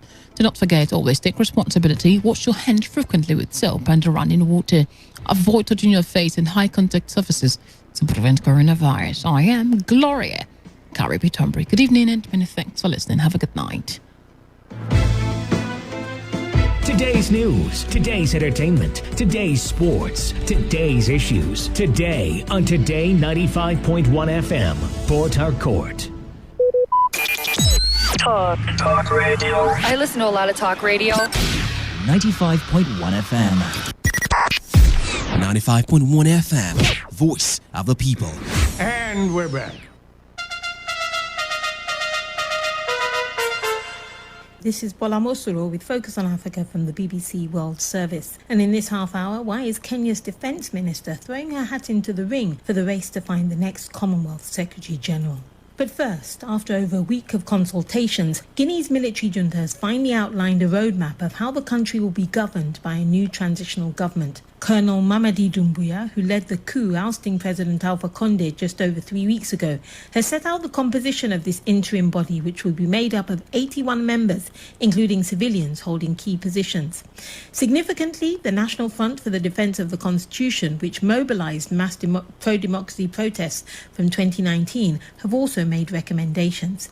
In contrast, though, supporters of the 83-year-old ousted president gathered at party headquarters demanding their detained leader be released. In Conakry, journalist Al-Hassan Silla told me more about this new roadmap. This was actually a communique by the CNRD junta that kind of spelled out a roadmap for the transition. They spelled out that this transition will be led by the military man as president, head of state, and there will be a prime minister, a civilian prime minister, presumably. There will be government ministers and all that. They are also going to set up an 81-member interim parliament. For this one, they are insisting that there must be at least 30% of women participating in this. But I think the biggest one is that they decided that the president, the prime minister, and the ministers that they will all appoint, none of them will take part in an eventual election, because all of this is leading to a transition that will try to hand over back to civilian rule. And it's one thing him naming in abstract, women, civilians for key posts, but did he actually name the individuals? Because people have been on tenterhooks wanting to hear which people, after these consultations, will now fit which jobs. No name has been mentioned. No name. I mean, we're just waiting and watching. I mean, they just set up like it's the preamble to what's going to happen in the end. But they're just saying, I mean, they would have this number of people as MPs. They would have a prime minister. You'll have civilian people in the government and surely military people as well. It's very interesting in terms of the timing of this, Al-Hassan. I say that because isn't it today, 12 years ago today, that we saw that major massacre in the stadium, and with this view of the role of the army, the role of the military in Guinea? Yes, Bola, I mean, that's correct. But long before the 28th of September 2009, General de Gaulle came here and then he wanted to, bludgeon the first president, Sekou Touré, into accepting everything French. And Sekou Touré said, no, we're not accepting. We'll die in poverty and maintain our dignity. That was on the 28th of September 1958. And also 28th of September 2009, there was this massacre by Dadis and his men, as it were, when soldiers belonging to the junta of Dadis Camara shot at point-blank range at crowds at the main football stadium. And there people are waking up today to this new transitional setup. So the 28th of September apparently has been a very momentous day for Guineans throughout their lives, basically. So what has been the reaction of ordinary citizens that you've been hearing from with this announcement about the transitional charter and the roadmap and the role the military may be playing along with these civilians? I went out and about today and I spoke to some Guineans here in Conakry. The total of what I made out of what they told me is that there's no dissension, but I mean, there's debate. I think this one has provoked debate between those that are for the military and those that are against. I think that this is a good decision. The junta is on the right track. The decision to exclude members of the defunct government from the transition is a very good measure, because these guys promoted the notion of a third term for President Condé, and it is the third mandate debacle that has landed us where we are today. In so doing, the junta has responded to the needs and aspirations of the people of Guinea. Je pense que c'est une bonne décision. La junte est sur le bon chemin. This transition is supposed to be an occasion to bring all Guineans together. But the idea of excluding a part of the Guinean population will just bring frustration after frustration to one sector, and the country will not move forward as we wish. So those are different views of people, as you say, with different views with regards to the military, but also the important role of the civilians. Have we heard from any of the civilian groups and the civil society groups, particularly those who were part and parcel of the demonstrations calling for the ousting of President Condé before this coup? A few days ago, I mean, President Condé's supporters, they did gather in their main party headquarters, and one thing they did of remark was that they chanted slogans and called on the military leaders to release ex-President Condé. And that was journalist Al-Hassan Silla speaking from Conakry. Now, Kenya's Defence Minister Monica Juma has only been in the job since January of 2020, but during that time has faced many security challenges in a region fraught by conflicts from the large to the small. That perhaps is part of the course. Yet now it appears she plans to take her pressures to another level on a global scale. That's because she's been nominated by President Uhuru Kenyatta to be the next Secretary General of the Commonwealth. She's reportedly also backed by the UK in her candidacy and will compete against the incumbent Baroness Patricia Scotland for the role. Well, Minister Juma is currently in London and today visited our studios, where she chatted first with Veronique Edwards about the security challenges Kenya has faced. The relationship with Somalia is a historical long-term relationship. But like in any of those types of relationships, you always have points of disagreements and agreements. But what has been the character of that relationship is that we have worked through those difficult times. Kenya seems to be like a boiling pot because you've suffered quite a lot of the Al-Shabaab attacks and leaving the country almost like a high-risk area to be in. What measures are put in place to take care of this? It is true that we've suffered terror attacks, but it is also true that we've gone a long way from the point of vulnerability, say, in 7 years ago. A lot of work has gone in terms of our state of readiness, our ability to detect and foil attacks before they happen. And it is not exactly true that it is a risky area. We've not had any attacks in a very long time. But the solution must be to deal with the threat of terrorism anywhere in the world. Well, it is said that you cannot choose your neighbors, but you can choose your friends. And Kenya is surrounded by neighbors caught up in different types of conflict.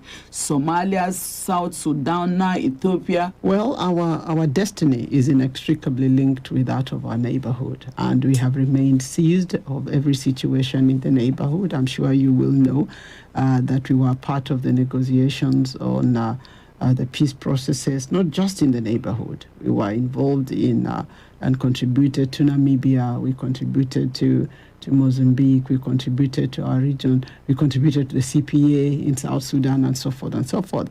So we are alive to our obligation. Well, we'll finish with Kenya. We're now going for another big post that you think you can throw in your hat. Why do you want to join the Commonwealth? This is a nomination from my president and the country, which I consider a big honor.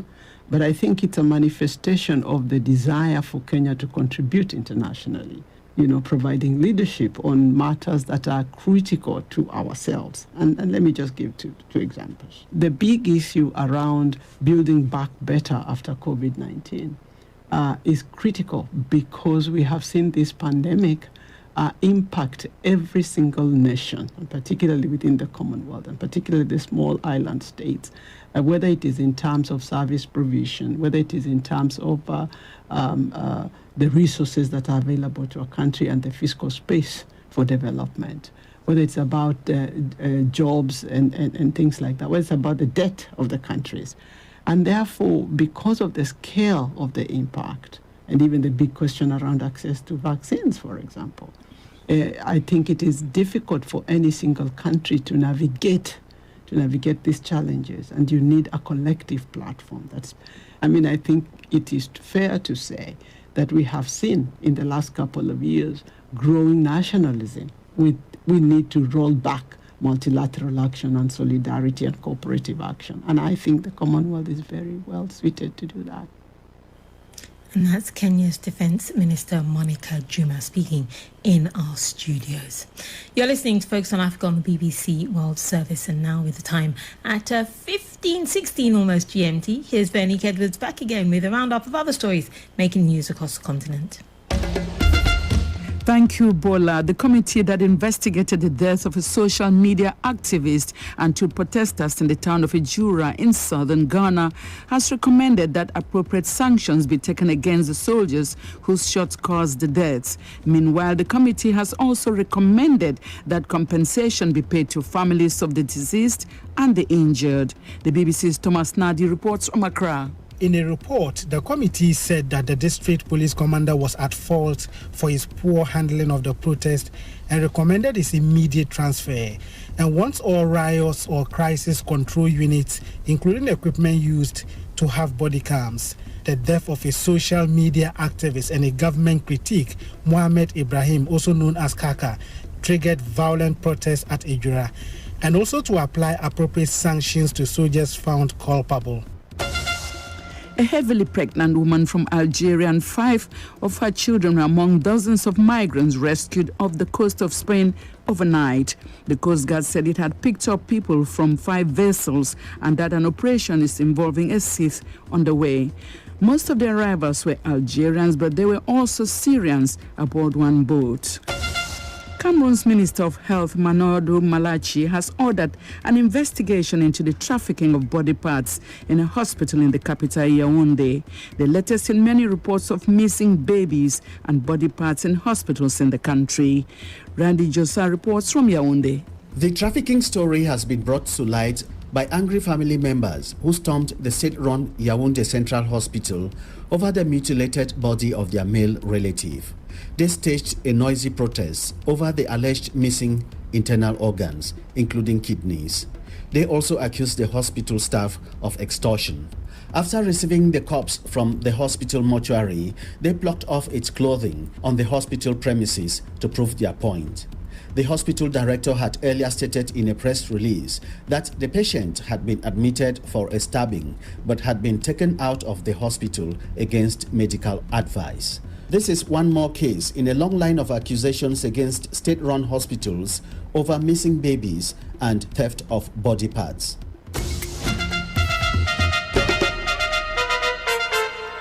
And that ended the roundup by Veronique Edwards. And now we have all the latest sports headlines with Nishat Ladha. Hi Bola. South Africa's Rugby World Cup winners, who have one game left to play in the Rugby Championship in Australia, have been told, along with the other teams, to isolate in their hotel because of a COVID outbreak in Brisbane.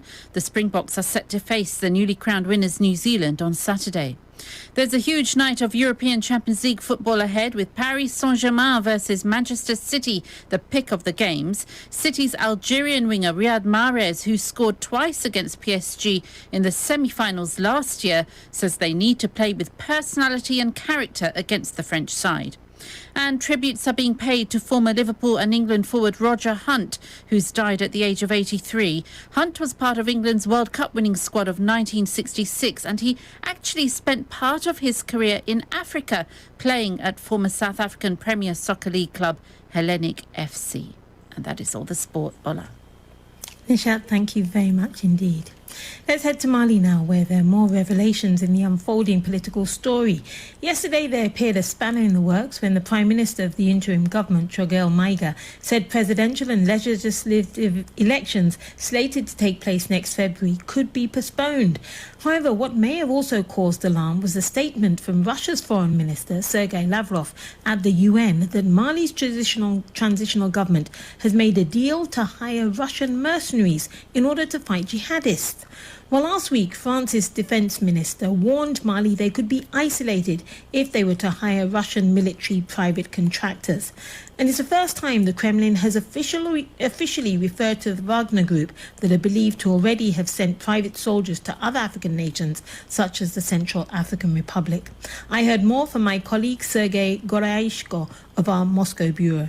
For the first time in Russian recent history, the Russian official, and in this case it's the chief of diplomacy, confirmed that there are private military contractors in Russia and private mercenaries. As Lavrov has said, that Malian authorities asked a private military company in Russia for help.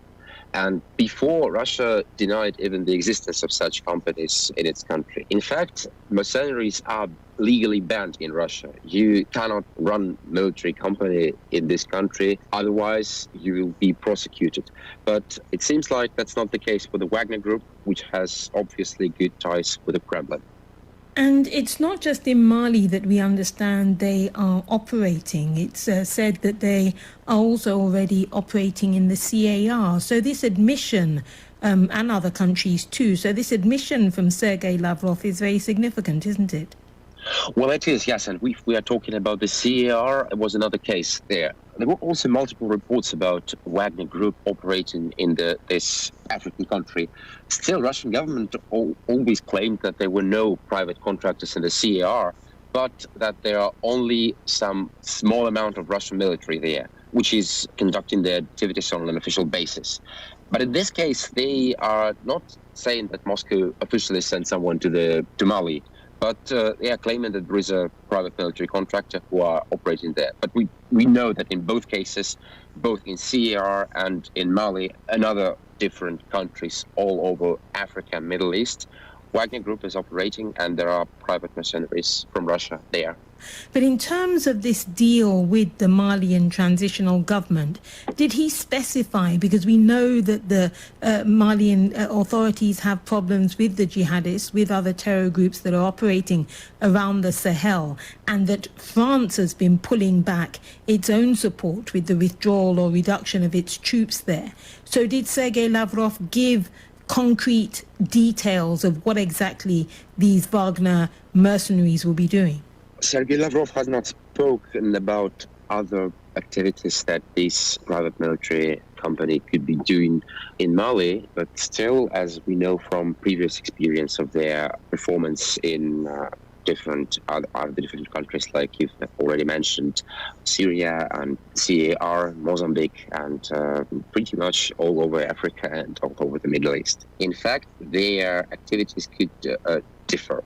Like, ones could be really fighting terrorists in the northern parts of Mali. Others could be working with the government officials and providing security for them. Third part could be fighting opposition and doing whatever government asks them to do. The fact is that it's really difficult to hold the private military contractor accountable or responsible for some activities, as we've known that not only from the experience of Wagner's performance, but of Blackwater's experience in Iraq and of the experience of other private military contractors. Like, you cannot ask specifically soldiers from some country provide you like the fight from the opposition on an official basis. But if you are hiring private military contractors, they can pretty much do whatever you want, which is why that is a concerning situation for Paris and for European authorities, probably even from the US. And that's my colleague Sergei Goryashko of our Moscow bureau. Now, with many countries rolling out COVID vaccination programs or relaxing lockdown or COVID regulations, wonderful events such as marriages and engagements that were perhaps postponed have been resuming. But what of those poor people whose chances of finding a significant other were reduced drastically by the pandemic? Well, in Kenya, the BBC's Megan Mohan has been meeting some women in their 30s who've turned to so-called love coaches. Robert! How you doing? Hi, how are you? Welcome. Thank you. Robert Barali greets me outside his gated office with an elbow bump. He's one of East Africa's most famous motivational coaches. Hello everybody, how you doing? This is your coach and your friend Robert Barali. 1 minute with a coach. Videos of Robert's coaching play on loops on multiple screens around the office. He's invited me along to a one-day love coaching seminar he's holding for single women in their 30s. The aim? To find a husband by Christmas. What do you think the women are hoping to get from this course? First and foremost, they want to meet somebody who will be with them and they can live happily ever after. But some are also broken and they want answers. And you're hoping to fix them? Yes. The love and lifestyle coaching industry is projected to be worth around $22 billion by 2022. It's one of the world's fastest growing industries. Robert's course will be held at an exclusive marble-floored, chandelier-laden hotel owned by Kenya's vice president. Everyone else around you would expect you, being the firstborn in your family, you're the one who is supposed to be married first. Inside a gated compound near Nairobi's main police station, Mary sits outside her 3-roomed home. She'll also be attending Dear Woman. She's 35 and the oldest of 5 sisters. Most pressure comes from the family, your parents, your grandparents, your uncles, aunties. They don't even know if I've ever had a boyfriend. Want to know what am I doing wrong. Why do you keep thinking that you're doing something wrong? I don't know, because everyone else is your mates, your friends. And some people tell me I'm choosy. I don't know if I'm choosy or what, I don't know. So you're hoping that this is the answer to finding a husband? I would say a 50-50 maybe. No, I wouldn't give it 100%. It's worth a try, I would say. It's the big day, and a giant glossy black banner of Robert Barali waits outside the conference room at the 5-star hotel lobby, where his course is about to begin. Mary waves to our crew and makes her way to the back of the room to find a chair. I want to tell you some of the mistakes you make. Are you ready for this? Are you ready for this? Are you ready for this? You ladies make a mistake by giving a man husband privileges at the boyfriend stage. I saw Mary roll her eyes from the far end of the room. She later told me that she felt she was being scolded, and there was more scolding to come. Men are hunters. The moment a lion captures your neck and you bleed to death, he starts looking for another prey. Isn't it? Isn't it? Hello? So please, no ringy, no tingy. My first experience, I dated someone back in 2012. It was very hot. When I say hot, he's hot. 6-pack, good looking, everything. I was back in Nakuru then, and I was still hustling. Yeah. So we dated for about 1.5 years. Then he got a job in Nairobi. We communicated for at least 3 months. After the 3 months, communication went poof, dead. Made you feel lower? Very low. That guy lowered like my self-esteem to a point that sometimes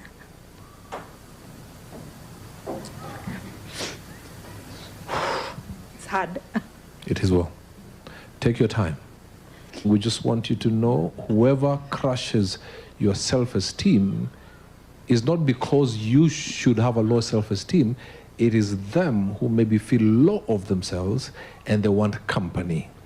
The day after the event, I went to check in with Mary. She was wearing a T-shirt that said, "Don't panic." So what have you learnt from that course, though? How are you going to approach things differently? Actually, the most important takeout from that course was that just be happy, make yourself happy, love yourself first before you give love out there. Indeed, love yourself first, and we do wish Mary luck as she searches for love